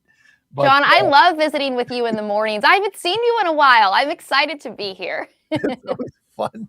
It's always fun having the banter with you because it's so, for the base, I get so many people that, blame the RNC constantly. And it's like, stop, right? It's not, the RNC is doing the best job that I've ever seen them do. It's the best organization ever. They got how many lawsuits? Like 150 on voter integrity? More now. We have more now. And I do want to comment to our base. For me, the election integrity arm, the base, you guys are my people. We love you. We hear you. And we are working so hard to deliver every single day. So hang with us, vote Republican, and we're here to deliver. We want to be heard. Absolutely. That's the whole thing. We want to be heard. And the frustration with John Thune and these rhinos in the Senate that are stopping the SAVE Act, which is supported by 80% of Americans. This isn't like we're talking about we want you supporting an ICE raid in Brooklyn. Okay, stop. This is supported by 80% of Americans, right? 97% of Republicans think you should have a simple voter ID and like you should prove citizenship to vote. This is the biggest no-brainer in the history of man. And we can't even get it to the floor for a vote. If Murkowski and Collins are going to vote no, right? If Tillis is going to vote no. If McConnell, they can wheel him in on his filibrator machine or whatever he is, and he can punch his finger or something, roll him in. Go vote no. Cassidy hates Trump, fine. Let's see it. We won't even get it to the floor. And so now it's going in reconciliation. But by the way, Johnson's a beast. This guy is incredible. What he does with a 2-seat majority, like, I don't know how anybody could criticize what anything Johnson's done. This guy's got a 2-seat majority. He gets all this stuff done. Putting in reconciliation, putting in the NDAA, you're going to have the parliamentarians going to throw it out. All Thune has to do is overrule her, and then you have a vote. John, I feel we're burying the lead here. The 80% of Americans want this, and Democrats keep voting against it. Democrats hate our country. They want to cheat in our elections, and we got to get some anger going towards the Democrats. You're so right. The Communist Party, it's basically, they call it Democratic Socialist. The Democrat in front of the name is basically a facade. It's just makeup. Yes, and they require ID. Mondami requiring 3 forms to shovel snow. President Obama requiring a photo ID at his library. We have Roy Cooper requiring it at his campaign events. We need to look at Democrats as the hypocrites. They are not for America. They are not for a majority of Americans. They want to cheat in our elections, and we need to turn the temperature up on them. How do we win the Michael Whatley race? Well, we keep putting him out there and showing people that he is the strongest, most fantastic candidate. He built a fantastic operation here at the RNC. His legacy carries on, and all he needs to do is be himself, and he is the right man for the job. That's the upset that I'm predicting. This guy, look, I'm really, really good friends with Michael Whatley. This guy has been underestimated in everything he's done, and he's always underestimated. And he was one of the best chairmen, I think, in the history of the RNC, as far as I'm concerned. And I think he's going to pull that upset and beat Cooper in North Carolina. Absolutely. I think he's going to do it. He's always the underdog. He's always underestimated, and he always comes through at the end. I think you're going to see him close. How does Collins beat that communist in Maine? Listen, we do not want communists, and we obviously need people to lead our nation that have common sense and have values and have character. So I think that's a pretty easy one. What's your message to your base that's dispirited, that is right now, polls show, not going to turn out in the midterms, which is going to cost us the House, just frustrated over the inaction of the Senate not getting anything done? What is your message to our base on that? Well, look at all of the things that Republicans have delivered so far in just the few years they've been in office. Lowest tax cuts in American history, gas prices hitting an all-time low, now coming back down after President Trump dismantled terrorism in our entire world. We have an administration that is also caring about the future of children with the Trump accounts and creating generational wealth. We have a nation that is thriving. We even have a capital that is safe and beautiful again. I live here in DC as we're about to celebrate America's 250th birthday. If we want to continue to thrive as a country, not to mention border crossings at zero, crime at an all-time low, we have to vote Republican. And that is why we need every single voter to turn out in November. Are you going to stay with us through the end of the campaign? I'm here, John. Call me up. We'll talk anytime. Nobody's going to try to hire you. See, you come on shows like ours, and then these candidates are going to try to steal you away. You need to stay here through November. Ali Trillo, thank you. I want to thank you for your spirit, your hard work. And just so everybody knows, this is the best RNC team that's ever been there, ever, without a doubt, up and down. And also want to give a shout out to Molly Seyfried, who does a super job in there, my liaison, everybody at the RNC, the best organization you guys have ever had. And all of our audience should understand that. So for the criticism you guys give the RNC, it's not founded. These guys are doing the best job. I've been following this forever. I can go back to, I don't know how many chairmen I can go back to. This is the best organization they've ever had, and they're doing a super job. And when we win and hold the House, it's going to be the RNC's organization and apparatus that has been right there and a key part of it. Ali, thank you. Thank you for being with us. If people want to follow you, where do they go?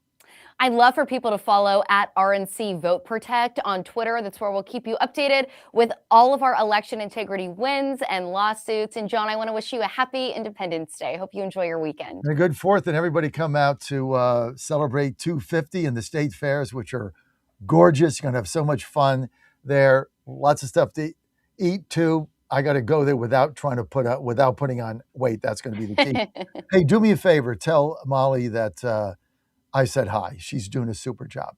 Will do. Thank you, John. Thank you. You have a great day. All right. Look, guys, a lot of criticism from the RNC. Big fan of what they're doing. Not a big fan of the DC GOP, which is a clown show, to be honest with you. But big fan of the RNC and big fan of everything they're doing there.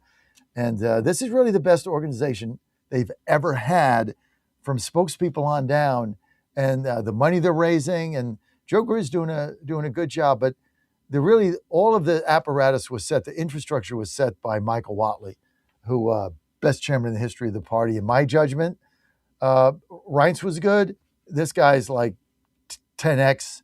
Nothing against Reince. He did a good job. But this guy, Whatley, was unbelievable.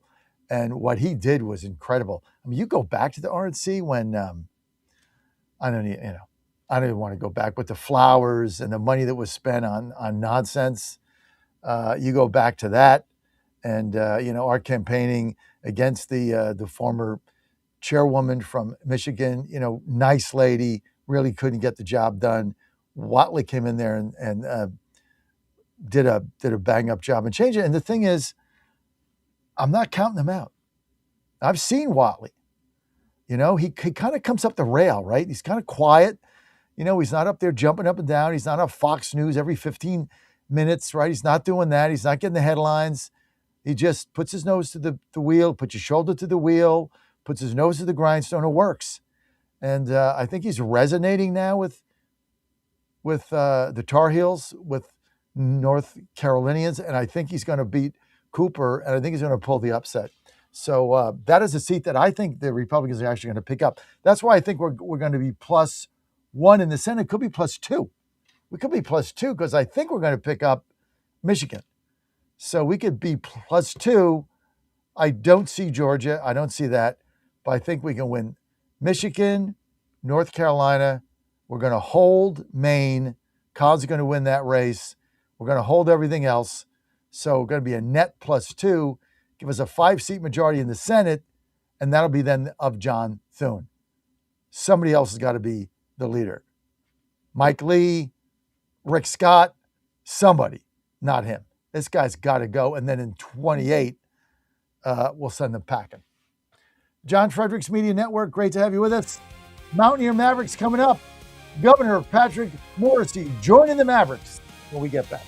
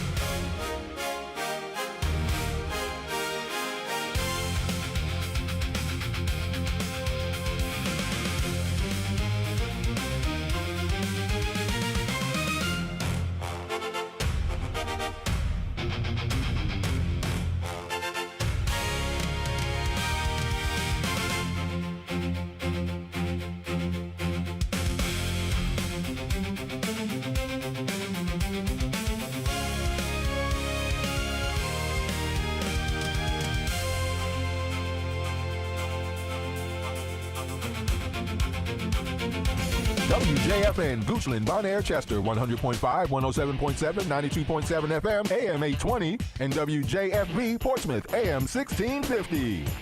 Breaking news this hour from Town Hall. I'm Rich Thomason. It shouldn't be long now. The Supreme Court expected to release rulings this morning on birthright citizenship in girls' sports. It is possible the rulings could be pushed off one more day, but that's considered unlikely. Yesterday, the High Court affirmed the president's right to fire agency heads. President Trump says that's a good ruling. So will there be any more firings on his watch? I don't think so. It gives me the right, and not me, it gives a president the right to do what the president should have the right to do. And it's very interesting. It's a big ruling. It's been going on for almost 100 years. They've been working on this, and you know that it comes down at my term is a very great honor. But it bestows additional powers, or maybe the same power on the president. The president has the right to do this. White House Democratic leader Hakeem Jeffries not pleased with the ruling. In his words, the framers of the Constitution were intentional about ensuring we didn't have a king-like figure serving as President of the United States. While the nation's midsection and the east deal with a dangerous heat wave, out west, deadly wildfires continue to burn. 3 firefighters killed Saturday battling a wildfire along the Colorado-Utah border were part of a specialized crew that goes into remote areas by helicopter to quickly put out new and rapidly escalating blazes. The crew was overcome after deploying emergency shelters to shield themselves from the fast-moving flames. 2 other crew members suffered burns. The U.S. Forest Service identified those killed as 38-year-old Emily Barker of Clinton Township, Michigan, 27-year-old Nick Hutcherson of Glendale, Arizona, and 26-year-old Sydney Watson of Warrior, Alabama.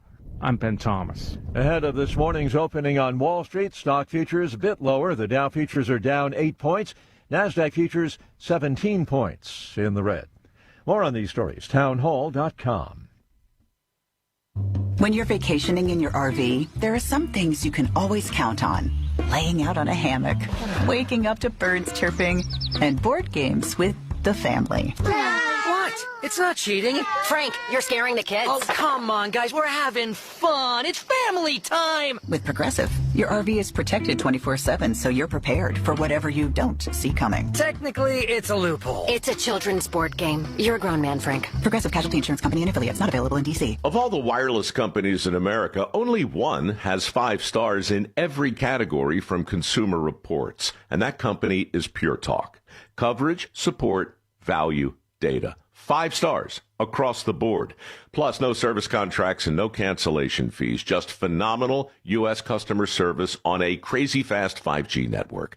Dial pound 250, say micro, and switch to a 5-star American wireless company that won't let you down. Pure Talk. There are fatalities in a mass shooting in Germany, a suspect in custody. A male suspect shot and killed at least 6 people at a youth welfare facility in Stade, Germany. Lüneburg Police President Katrin Schul says 4 people who had been shot in a gruesome manner died at the scene. Another died while being resuscitated. Another succumbed to severe injuries.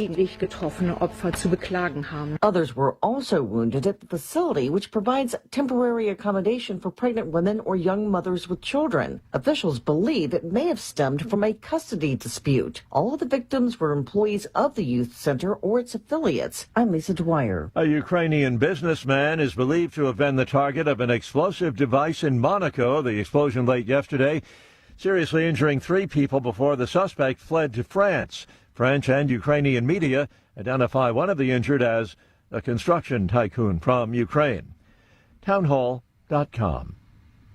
New name and a sleek new look for a leading fashion retailer. The corporation formerly known as Saks Global says it will now go by Exemplar Luxury Group, or ELG. It's still the parent company of Neiman Marcus, Saks Fifth Avenue, and Bergdorf Goodman. All will keep their names. Saks made the change after emerging from Chapter 11 bankruptcy. A new name to go along with a slimmed-down look. Fewer stores, less debt, a more focused strategy, and a new balance sheet including nearly 75% debt reduction and $500 million in new financing. Bob Agnew reporting. President Trump says he plans to nominate Keith Sonderling as Secretary of Labor. Sonderling has been serving as the agency's acting director since Lori Chavez de Remer resigned. She stepped down in April amid abusive power allegations that she denies. Sonderling's a lawyer, has held various leadership posts in the administration. More on these stories, townhall.com.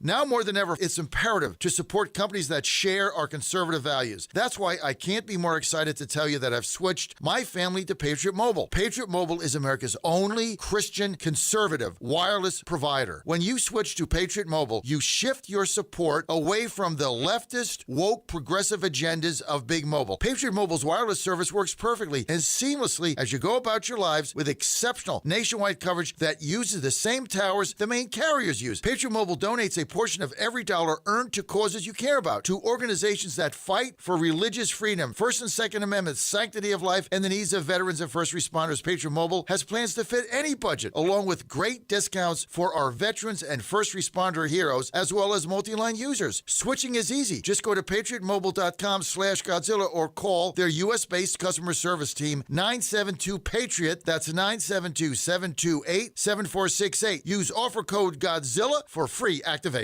Washington is wasting $500 million every year on a federal supervision system that doesn't work. Probation officers are overwhelmed. Resources are going to people who pose zero threat, while actual dangerous individuals slip through the cracks. The Safer Supervision Act stops the waste and refocuses every dollar on protecting families from harm. President Trump's own pollster found about 80% of Trump voters want this fixed. It's time for Congress to get this done. Stop the waste. Protect our communities. Visit safersupervision.com. Paid for by the Reform Action Fund. And they're off. This summer, the Thunder returns to Colonial Downs Racetrack. Live thoroughbred racing June 25th through September 7th. Feel the excitement. Hear the roar of the crowd. Experience Virginia's premier horse racing destination every Thursday through Sunday all summer long. Bring the whole family for Family Fun Sundays, packed with activities for all ages. Parking? Free. General admission? Free. Memories? Priceless. Make Colonial Downs Racetrack your new summer fun time tradition. Get tickets and race day info now at colonialdowns.com. The Cats and Cosby Show. It's the top news of the day. People are out there saying, oh, the Iranians are never going to live by it. But let me tell you something. President Trump is going to bomb them again if they screw around. Hopefully they live up to it. And if not, the pounding's coming. We're going to do it again and again and again. The Cats and Cosby Show, weekdays 5 Eastern, 4 Central on the stations of the John Fredericks Media Network. Trump is the toughest president we ever had. Well, he's definitely the best bomber. 1775 Coffee is giving away free starter kits. Try the dark or medium roast coffee with longevity blend, an infused blend with anti-aging calcium alpha-ketoglutarate, which has been clinically proven to reduce biological age. When you purchase the first 2 bags, you'll receive a free 1775 starter kit, including a third 16-ounce bag of coffee, a matte black tumbler, a frother, a gold scoop, or a reusable K-cup filter. Just order now at 1775coffee.com/Godzilla and claim your free 1775 starter kit while supplies last. In 2008, the amount of concentrated time people could spend on a task without becoming distracted was 12 seconds. 5 years later, it was only 8 seconds, 1 second less than a goldfish. If you're often distracted or have trouble recalling information, you're likely to fall behind in the demanding, fast-paced 21st century. In other words, brain performance is more critical now than ever. Boost your brain power with Healthy Cell's Focus Plus Recall. Science-backed nootropics to help you sharpen focus, concentrate longer, enhance recall, improve mental speed, learn rapidly, and be more alert. It's a pill-free brain supplement made with maximum absorption ingestible gel technology, designed to feed your brain at the cellular level. Take it for a test drive. Go to healthycell.com and use code GODZILLA for 20% off your first order of Focus Plus Recall. That's healthycell.com, code GODZILLA for 20% off. Live from the studios of the John Fredericks Media Network, it's the John Fredericks Show. Grab yourself a cup of 1775 coffee, sit back, and get ready for the best 4 hours of talk in the universe. To be part of the show, just call our toll-free number, 888-480-5646. And now, here's the Godzilla of Truth, the Oracle of the Deplorables, the man who tells his players to just keep swinging, John Fredericks. Great to have everybody with us. I'm John Fredericks, your host, and you are on our weekly edition of Mountaineer Mavericks. Governor Patrick Morrisey joining us by phone. Also joining us, Delegate Michael Haidt, West Virginia House of Delegates, District 92. Delegate Gino Chiarelli, West Virginia House District 78. And Mike Oliveri, my state senator in Morgantown. Great to have you, Mike. Joining us now by phone, Governor Patrick Morrisey. Patrick, thanks. Governor Patrick Morrisey, thanks for being with us today. We're fired up about 250. We love the West Virginia big event you guys have got going on. I've got half of your Republican conference here with me. And just give us a little insight of how you guys put this together and how special our West Virginia tribute is in the state fair, sir. Well, thank you. And this is a really important time for our state and our country. So we are excited to celebrate, and we know the importance of a historical marker such as 250, because this is something, an experiment that's never happened before in the history of the world. And it's important that people know about the principles that the founders had articulated and the freedoms they fought for, the concept of limited self-government. And we have to remind people about that, and that's worth celebrating. So we're going to be having events all across West Virginia and obviously having a number of really big shows in Charleston. We have the world's largest mobile Ferris wheel. And I'm going to tell you, there are going to be some, John, who are going to critique it and say, why are they doing that? We have concerts of Alabama, Marshall Tucker. We have a light show. Here's why we're doing it. One, we have to celebrate America's birthday, pay it the respect it deserves. But think about it this way. West Virginia is probably going to have one of the best parties across the country, and that's really good for our economy, for our tourism.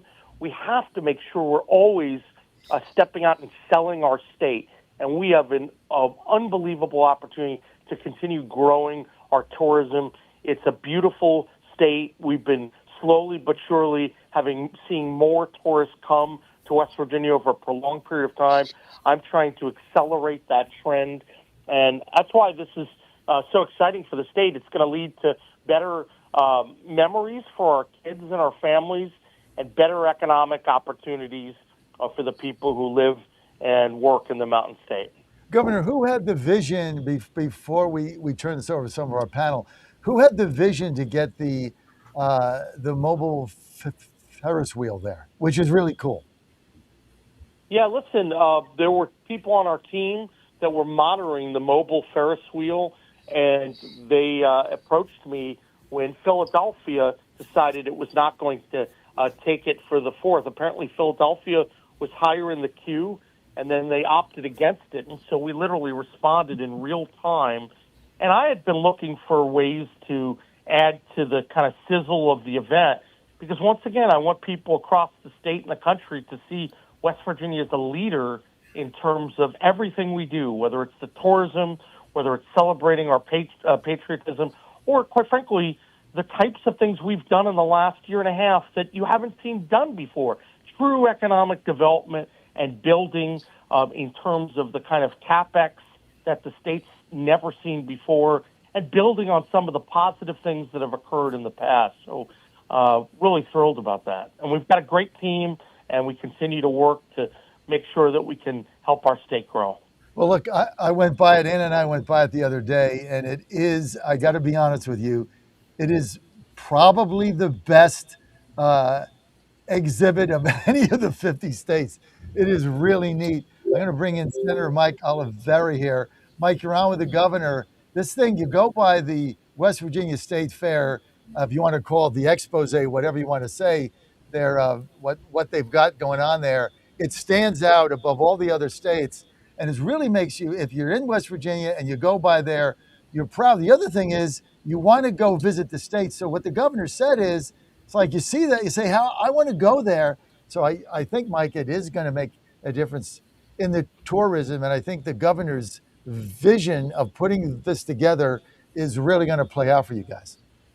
We're excited about West Virginia being on display there in the National Mall, and even metro stops in the DC area advertising West Virginia, encouraging people to come visit our state. We're very close, Cacapen State Park, which is near Mike and Chris's home that are also on the show today. We have great facilities in West Virginia. We've invested heavily in promotion of our tourism facilities, our parks, and hope people will think of West Virginia as a place where they can come and play and then come and stay and make their livelihood here. We have a lot of programs that encourage folks to come as remote workers and come live and work and play in West Virginia. See, Governor, this is why I think you're really capitalizing on getting West Virginia on the map. Obviously, we had the big baseball run. That was a big deal. People kind of got to see what our state's about and how people are. But so many people are going to be coming here over the next week that have never visited West Virginia. And I think when they see that, that is going to be a reason for them to say, hey, this might be a place to go check out. And then when you do, you guys are cutting taxes, you're cutting the income tax, you're becoming one of the most business-friendly states in the country. I can see a lot of people now saying, hey, maybe this is a spot for us, maybe this is a spot for our business, for our family, etc. Well, John, you're exactly right. And there's an educational component to this that we have to let people know all the things that we've done. The fact is that the income tax has been cut substantially, and we want to continue to cut that income tax and bring it down. And here's why, John. We want to compete better with all the states that we touch. People make decisions about what they're doing based on competition, and as West Virginia continues to accelerate those income tax cuts, that's very positive. We're building out systems to cut red tape faster than any state around us, and obviously building out our energy resources in a way the state's never seen before. So there are a lot of positive things we're doing, but we should never forget the importance of the beauty of our state, and that natural beauty is unmatched in the states around us. We have incredible state parks, and we have a scenery that is unrivaled across the country. So I think that the more people come, they visit the state, the statistics say that they'll come back again and again. And also a certain percentage of those people will come to move to West Virginia, which is probably the single biggest challenge that we have here in West Virginia. We have to grow the population and the workforce, and that's why the things we're doing are focused in that area. When you were involved in putting this together, I know you talked to President Trump over it, and you've talked to other people. What was the number one thing that you as governor said that you wanted people that saw that? What is the one thing you wanted them to think of when they went by it? By your exhibit? Well, look, you want people to be interested in visiting the state, because when people travel across this, when they're in D.C. and they're looking, you want them to say, wow, I really didn't know that about West Virginia. And so having a driving simulator with country roads was particularly timely and, to be honest, John, lucky, because you saw what happened with the baseball team and when ESPN covered country roads, and then the soccer teams are singing country roads. We've heard there's over 150 million hits on country roads, which is just advertising that it's just stupendous, the amount of money how this benefits the state. So that's critical, because you have the paid advertising that's done. The legislature allocates money for that, and there's a good advertising campaign. But when you get that kind of free advertising with Pat McAfee, with ESPN, with the baseball team going on the run that it did, that's when things really start to sing, because I can't tell you how many people have come up to me saying, I never realized just how special West Virginia was, and the love that the citizens have for their sports teams. And when you have a chance to go to the games and you can talk about that, more people are interested in West Virginia. Well, that's what we need. We need more workers to move to West Virginia, and that's going to help lift our economy and our quality of life. Are you going to be there this weekend, Governor? So I'm going to be in different parts of West Virginia. We'll be out in the Eastern Panhandle. We'll be up in Blennerhassett Island, a lot of wonderful history there.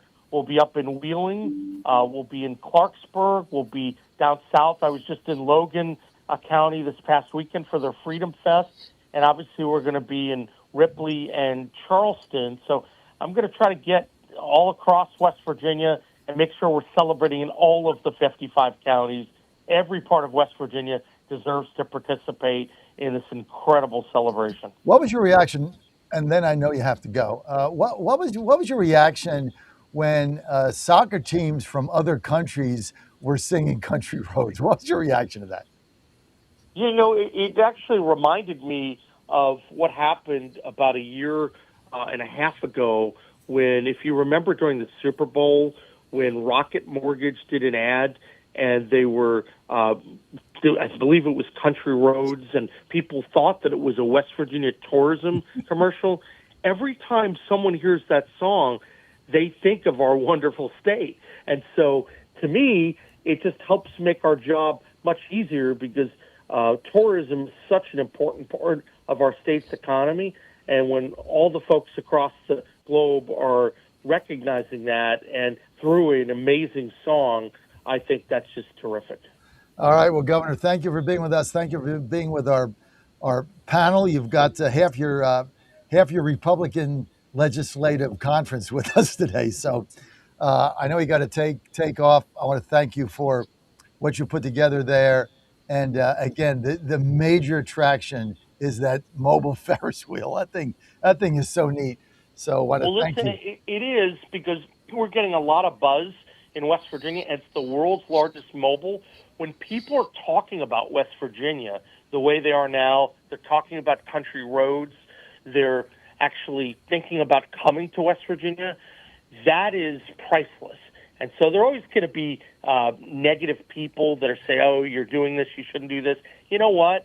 Those are not the people that have succeeded in the past. We're trying to drive our rankings up and move up 50, 49, up to 40, to 30, to 20, to 10. That's what we're doing. We're playing big to make sure that West Virginia is in a position to really showcase why it's so special. Governor Patrick Morrisey, thanks for being with us today. Thanks for being with our panel. And we will talk soon. And I hope you and the First Lady have a great holiday 250 weekend. Thanks so much, Sean. Thanks for having me on. You got it, Governor Patrick Morrisey. All right, guys, let's jump in. The governor very excited about his display here, 2 blocks from where I live, so I can actually see it out the window. You can see the Ferris wheel, which is kind of neat, guys. But I mean, look, you guys are making a splash. I mean, there's no question about it. I think your governor and those involved in this thing said, hey, here's an opportunity to really get us on the map. Obviously, you got the ads going in my metro station on the Red Line and in Farragut North. I can't go down there. I got a meeting today. I got to go down there. I see all your ads about the Panhandle. Go ahead and jump in. Gino, let's start with you, Delegate Gino Trelli. By the way, best wishes to your bride and congratulations again on your marriage, Gino. But all of a sudden, like, we're the talk of the country, right? People singing our song and all this stuff. What do you think's going on here, Gino? I think that this is, well, first of all, thank you again for the congratulations. I appreciate it. I think that this is just a further reminder of the fact that West Virginia is an international presence, not just a national presence, but there is an international presence to West Virginia and the things that we've created over the years. You looked at the country roads being sang at the World Cup. I was in Italy for my honeymoon, and I told people there I was from West Virginia. Immediately, they know West Virginia. They know country roads. I was in Portugal last November, and they recognized West Virginia from Fallout 76, from a popular video game. Everything that we've done here as a culture, as a state, resounds with the rest of the world. I think that this is just, we're getting the chance to really show people what we are on a national stage. I've had friends that visited the exhibit in DC, said it was by far and away the best one there. It's really something to be proud of. It really is. Let's get the delegate height. I mean, that thing is like, you go in there and the Ferris wheel first is the tallest thing. So, I mean, it just stands out, especially when it's going around. So that was I guess he said what it came available because Philadelphia didn't want it. Hey, by the way, Pennsylvania, the governor of Pennsylvania wouldn't even come. Like Pennsylvania, like they weren't coming because Trump's president, so they weren't even coming to visit the 250. They had nothing there, and then both the Republican Senator Dave McCormick and the so-called Democratic Senator Fetterman got together and they put an exhibit together by themselves. I mean, what, like, all of a sudden you go in there and you got all these states. West Virginia stands out. You guys have got to be like, wow, how'd that happen? Yeah, I was surprised. There's several states that didn't show up and do anything, and they're all blue states, so it's no surprise there. But to go back to the celebration and the marketing of West Virginia, you have to go back and give a lot of credit to what I think is a superstar in West Virginia, and that is Secretary Chelsea Ruby, who has done amazing things. She's a holdover from the Justice Administration, and Governor Morrissey was smart enough to realize that she is a superstar, and to see all the things she's doing, as Gino said, internationally, and even here nationally. You can see it in DC right now. You can see it in Charleston right now. She gets it. She gets what it takes to promote West Virginia and to get interest in West Virginia, doing a fantastic job. And I cannot say enough about what she's doing. And I've also been around, different places in the world, all through Europe and even into South Africa. They all sing country roads everywhere in the world. So everybody knows West Virginia. And I think it was maybe the Manchin administration that was smart enough to buy the rights to that song a long time ago. And, it's paying off for us in the long run. You guys need, let's bring in Chris Sanders here. You guys need to just get rid of that income tax, because once you get rid of it, I mean, it becomes a magnet. And I know you've reduced it, but like, if you're going to retire, like we live in Washington, D.C., right? So it's like, okay, eventually we're going to retire, even though I know you guys want me to stay on and you love me and all that stuff. But eventually, I got to retire. So it's like, well, where should we go? Well, Florida, there's no income tax. Tennessee, we own stations there. There's no income tax. I'm a Titans fan. That sounds like a good idea. West Virginia, right up the road, but you still got an income tax. So why bother? Why not go to the states without one? You guys got to get rid of that. You just got to figure it out, get rid of it, and get rid of, like, in Virginia, there's no tax, or they're trying to get no tax on I'm sorry. In a couple of states, there's no tax on veterans benefits, things of that nature. If you guys can get rid of that, I think it's going to turn the tide there. Well, absolutely. I introduced legislation last year to just immediately get rid of the income tax. You see many states, whether it's Florida, Tennessee, and others, who maintain their budget without an income tax. And it's definitely a possibility, but we also have to cut government spending to get there as well, because you have to cut the spending to be able to have income tax relief. Now, we've done a lot of work. There's been a lot of change in West Virginia over the past about 10 to 12 years since Republicans have taken control after 80 some years of Democratic rule. One thing I want to go back to real quick, you mentioned that Democratic governors aren't attending the fair in Washington, D.C., and I kind of understand why, but let's talk about Independence Day. Americans rebelled against the British over taxes. They rebelled against the British over confiscation of military-grade firearms and against the violation of their privacy with the British general warrant. All those things Democrats actually mostly support. They love taxes, they love gun control, and they don't like the Fourth Amendment either. So I can see why many of them might not want to come to a celebration of Americans rebelling against that type of tyranny.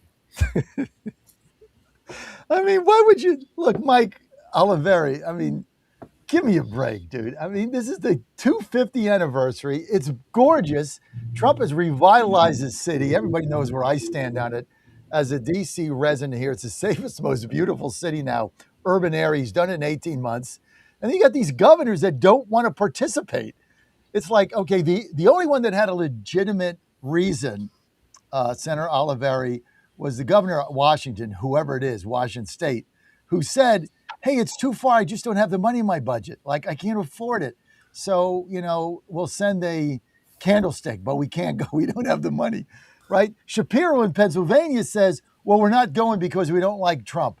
And that's what several others said. Like, this is our birthday. I mean, how do these people how is a governor to do this? I don't understand these people. This just creates an opportunity to really bring the country together, bring our people together. We have a local city council member here in our community where Gino and I live that spoke out against the expression life, liberty, and the pursuit of happiness. You have this wave of socialism, that's running through the country I hope never takes hold and never becomes anything more than isolated spots. But we should be celebrating this accomplishment. The freedoms that we have in America are unmatched anywhere in the world. The opportunities that exist here. I often think of the example of Arnold Schwarzenegger. Here was a guy that came from Austria, and when he arrives, he becomes the strongest man in the world in the United States because of his ability to train and develop himself here. He goes on, he develops this incredible acting career. He marries the nation's royalty. He marries into the Kennedy family. And then he becomes the governor of one of the biggest states in the country. What would Arnold Schwarzenegger be if he had stayed in Austria? Just the incredible opportunities that exist, even for just everyday people to pursue their hopes and dreams and what we have here in America. Where else in the world can you do that? And so I think it's certainly worth celebrating. I know many of us on this panel are going to be involved in 4th of July activities and things like that, showing our pride and our love for our country. And I hope others listening will participate when given an opportunity to be part of events. When you go there, and I'll let anybody jump in here, but like I spend a lot of time there. Obviously, we own a bunch of radio stations. We go to a lot of the games. We've got we got the WVSN bus that you guys are on. So we spend a lot of time there, and it's such a gorgeous state. And every time I'm leaving, I cannot figure out why there is an exodus of people. Like every time I'm leaving, it's like, I wish I could stay here. And I can't figure out why you don't get more of an influx of people. Like everybody talks about the people going to Texas and Florida, and now Tennessee is right there, number 3. Let's get anybody jump in. Why can't we get? The people? That. We've talked about this before on this show. Is the brain drain here in West Virginia? What's causing the brain drain? So I asked some younger professionals, what is it about West Virginia that is not enticing? Some of them say that it is the density of jobs in other locations, that they can go somewhere else in their field, and there are 50 to 100 different jobs with 20 or 30 different companies they can get. Where in West Virginia, you may be able to find one job in one company.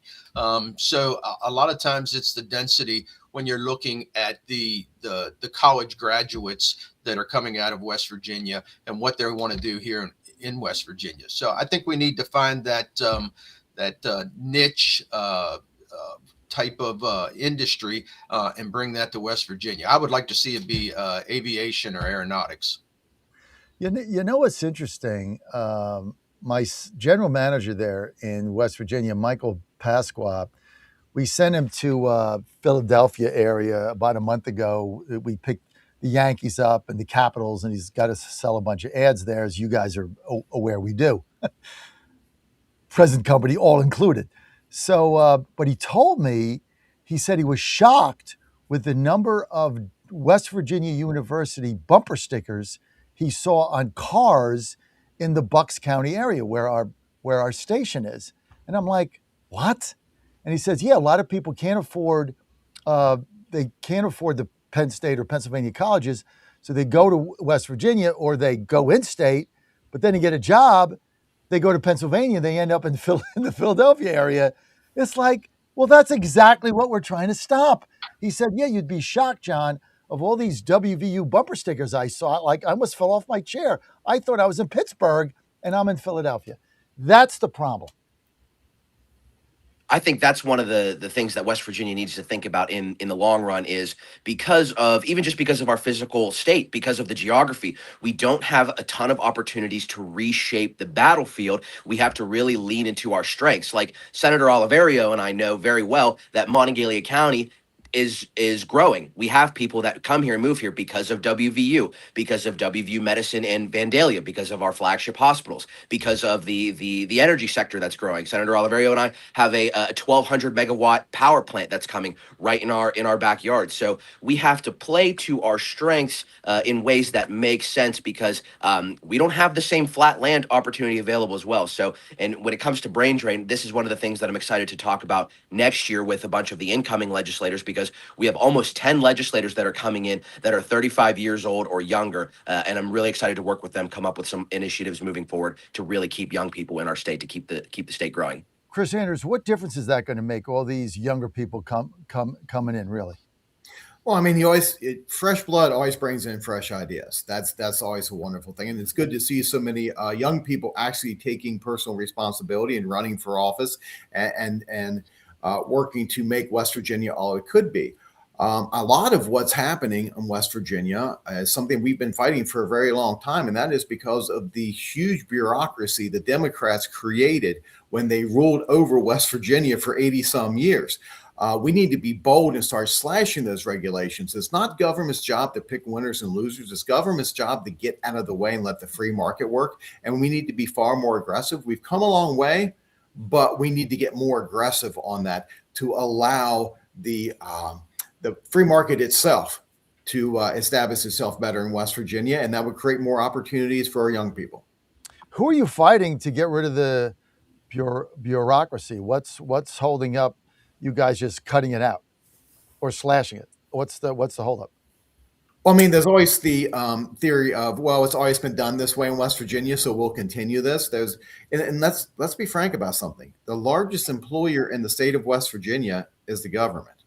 If you add together the counties, you add together the state, you add together federal workers, and that's not good. That is absolutely, government doesn't create anything. It only restrains freedom and restrains economic growth.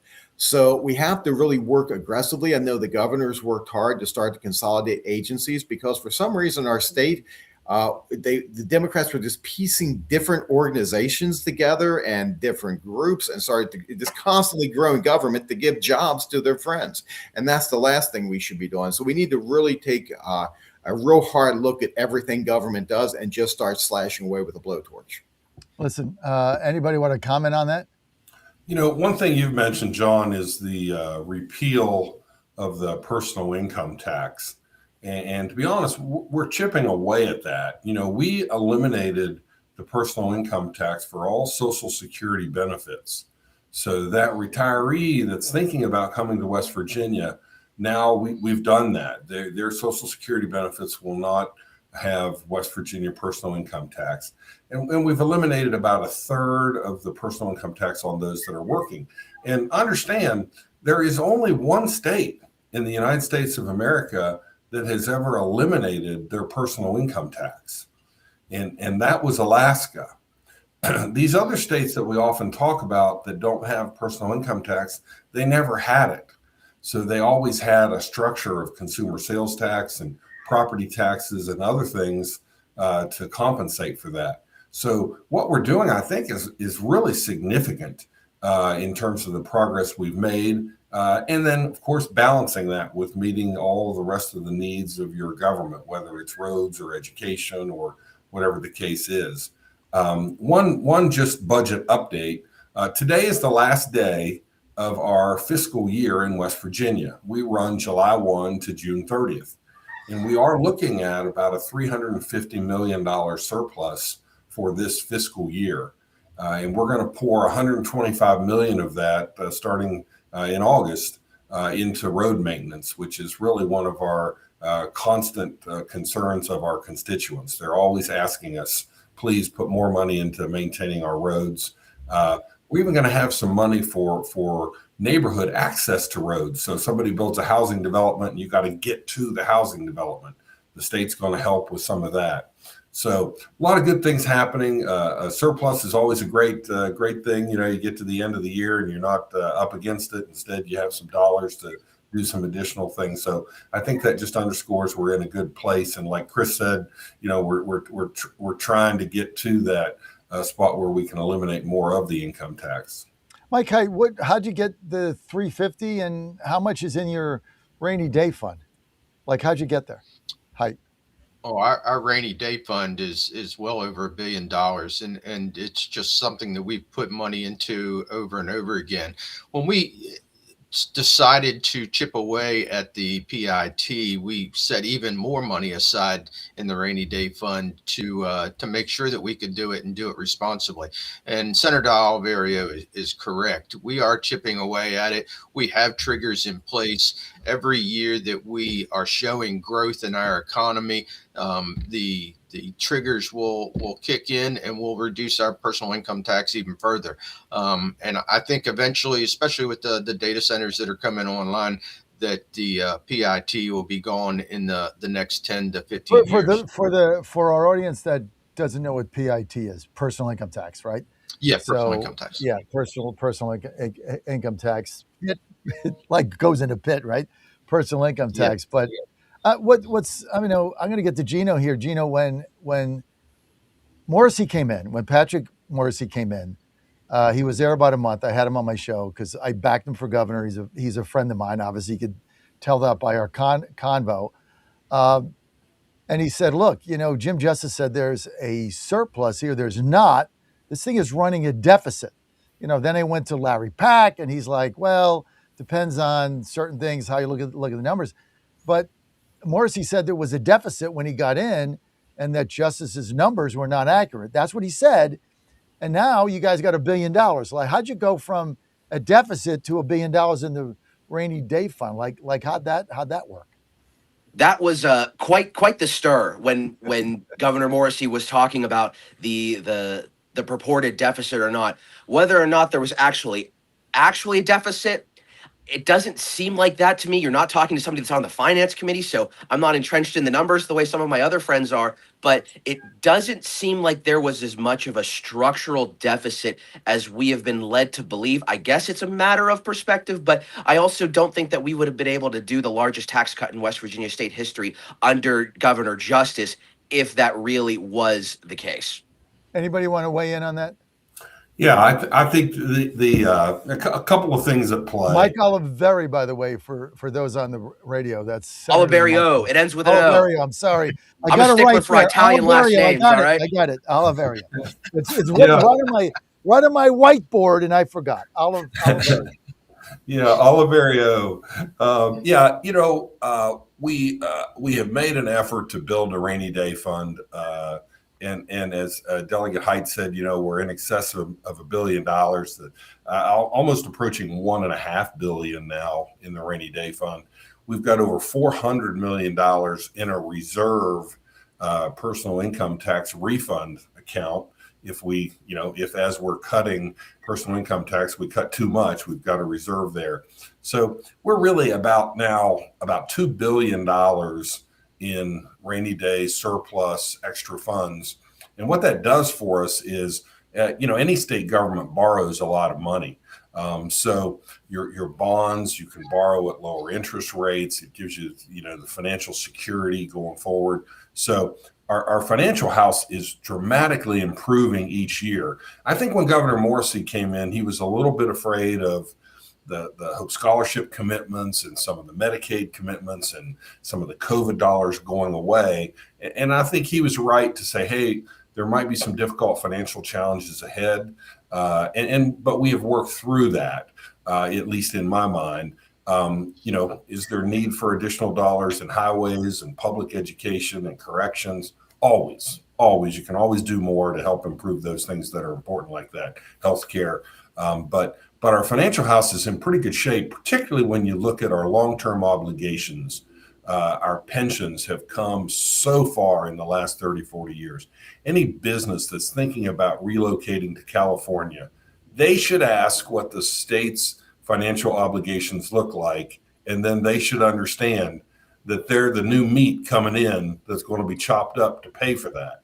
Whereas somebody coming into West Virginia, we're able to look at them and say, our public employees retirement system is 101% funded. Our teachers' retirement system is 86% funded. You come here, you're not on the hook to fix a bunch of broken problems. You come here, we're a state that's pretty stable. Your workers' comp premiums are going to be the fourth best in the country. Our bond rating is pretty strong. So our financial house is in pretty good shape. What we need desperately, and if you're listening somewhere out there, we need bright young people to move to our state. We need them to have babies, and we need to grow our population so that collectively we can do a better job of serving the needs of the older folks who have been here forever and deserve to be treated with dignity and respect. Well, those three criteria, Senator Mike Oliverio, you just laid out, eliminate my wife and I. We don't fit any of those categories, so I guess we can't.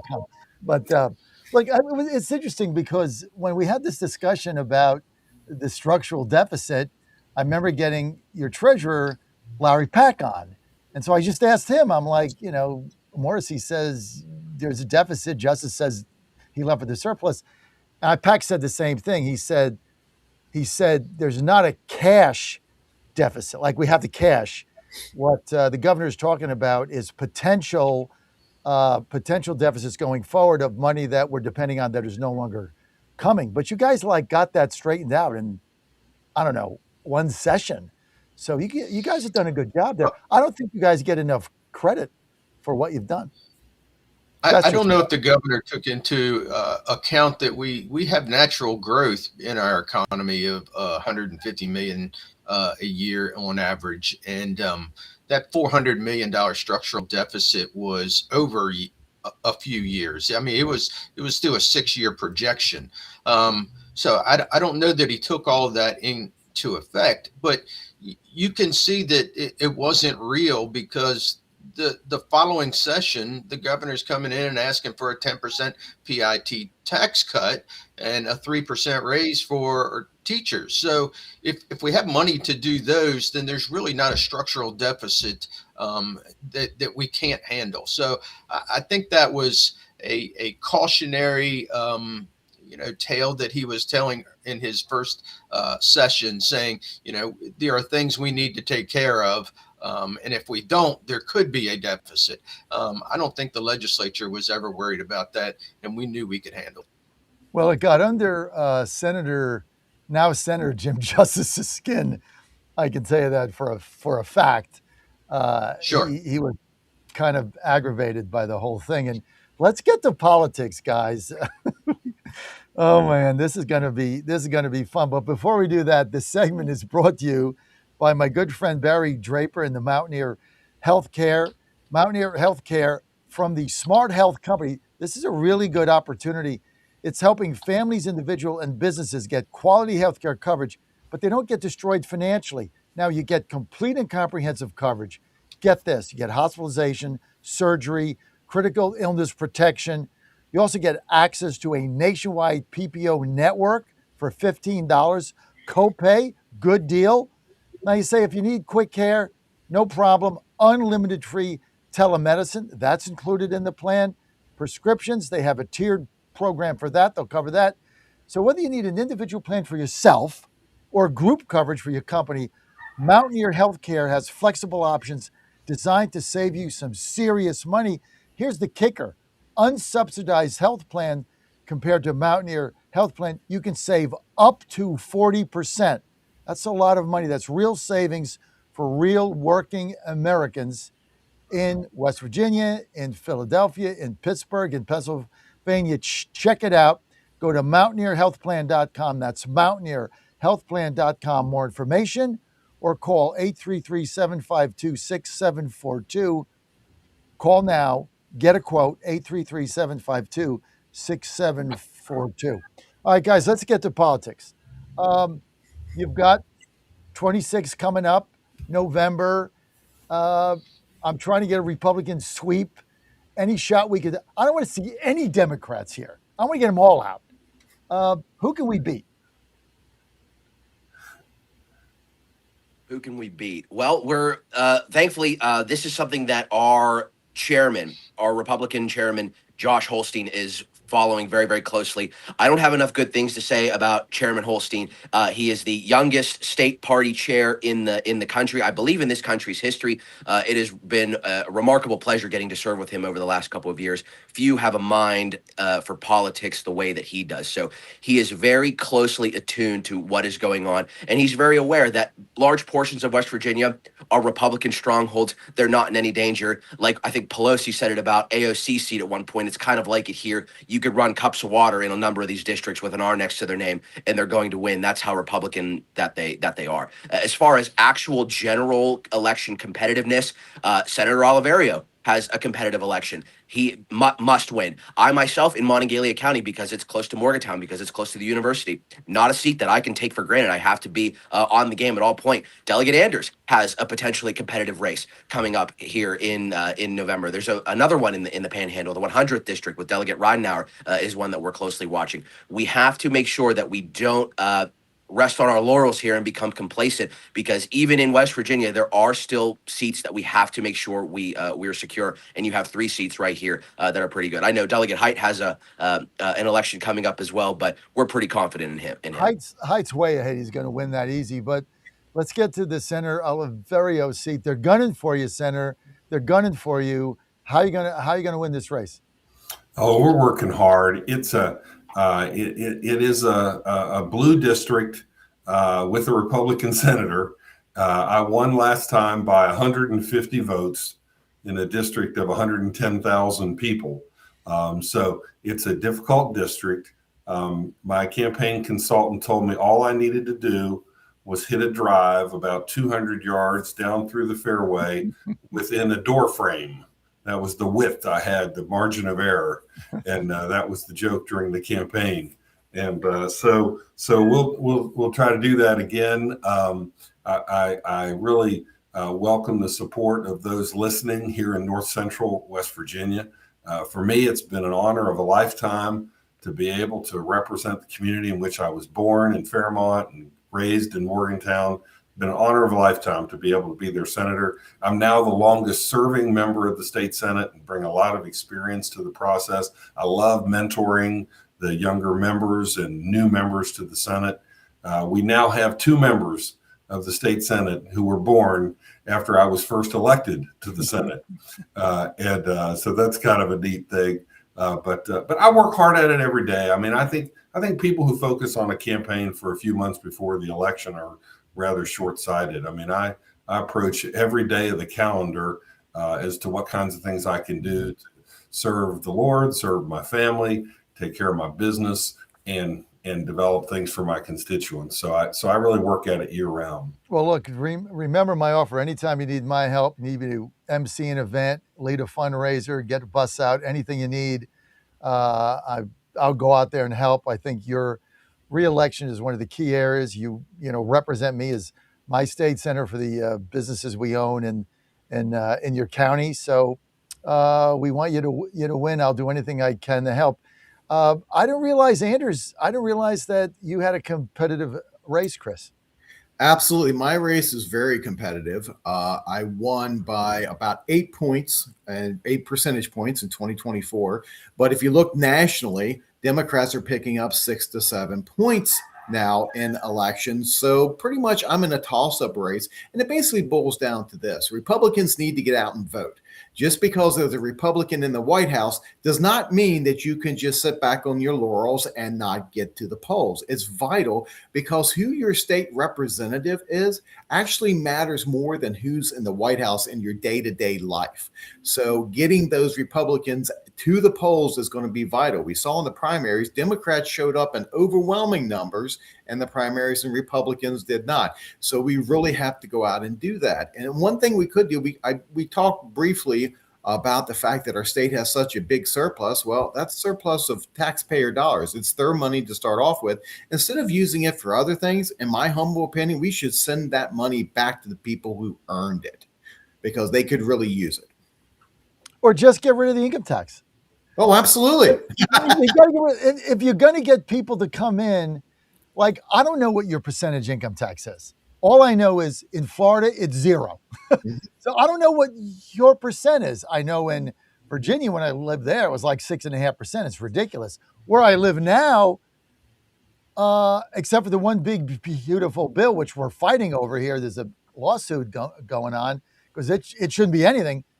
But it's normally 8%. So it's 8%. That's like crazy, right? It's one of the highest in the nation. Second only, I think, New Jersey and New York. But I don't know what your income tax percentage. I know that Tennessee is top, John. From 0 is 0. Our top rate was 6.5, and we've cut about a third of that off.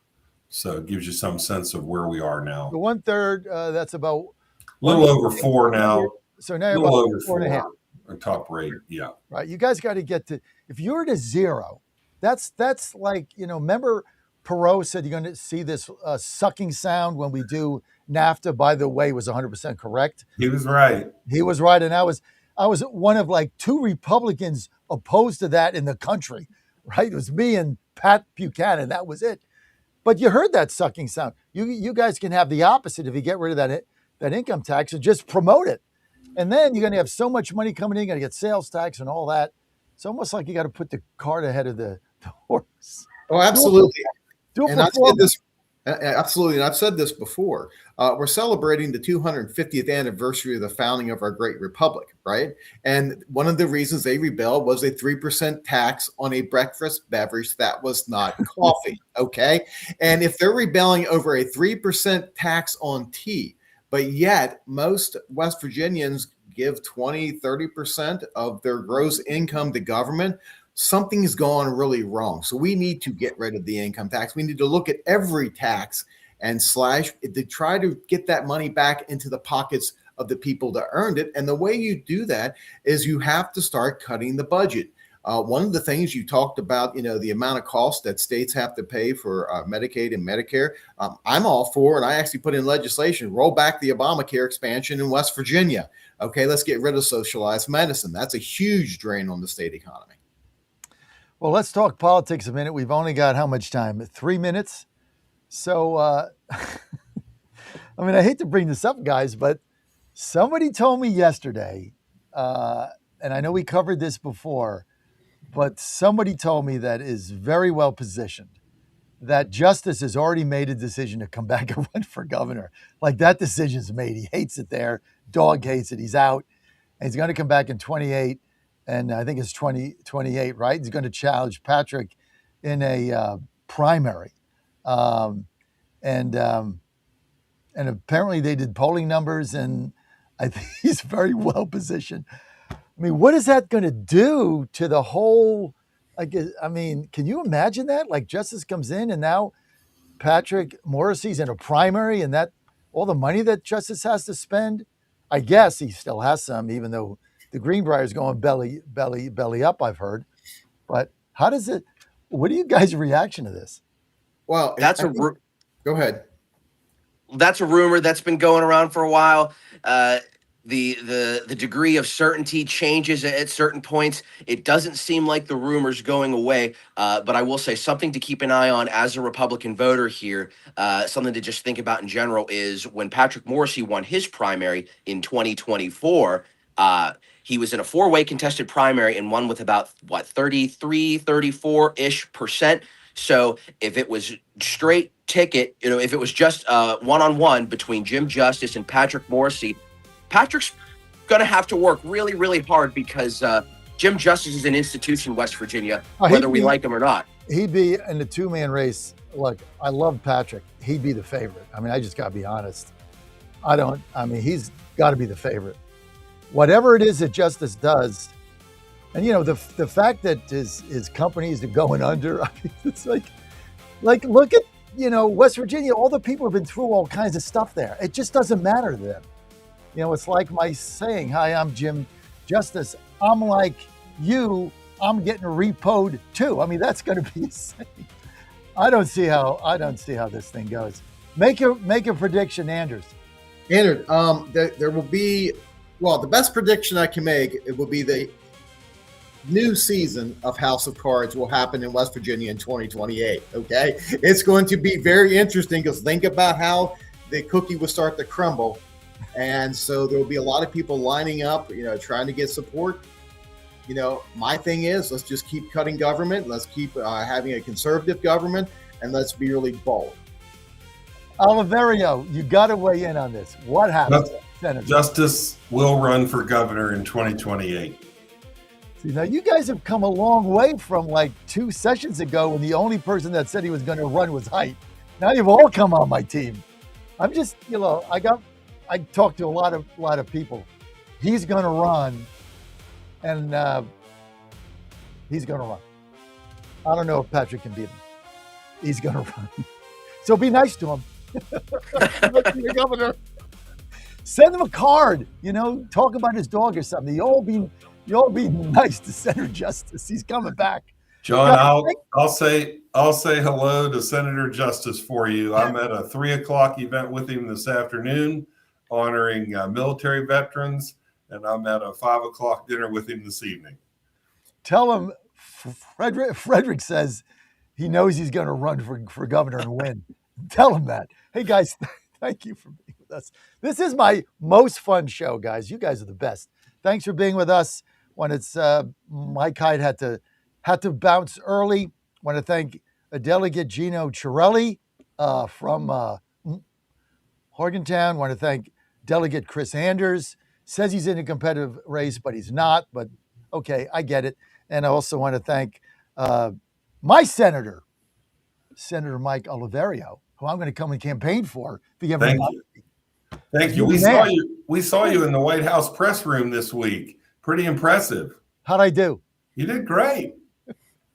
I come out and campaign for Gino and Oliverio.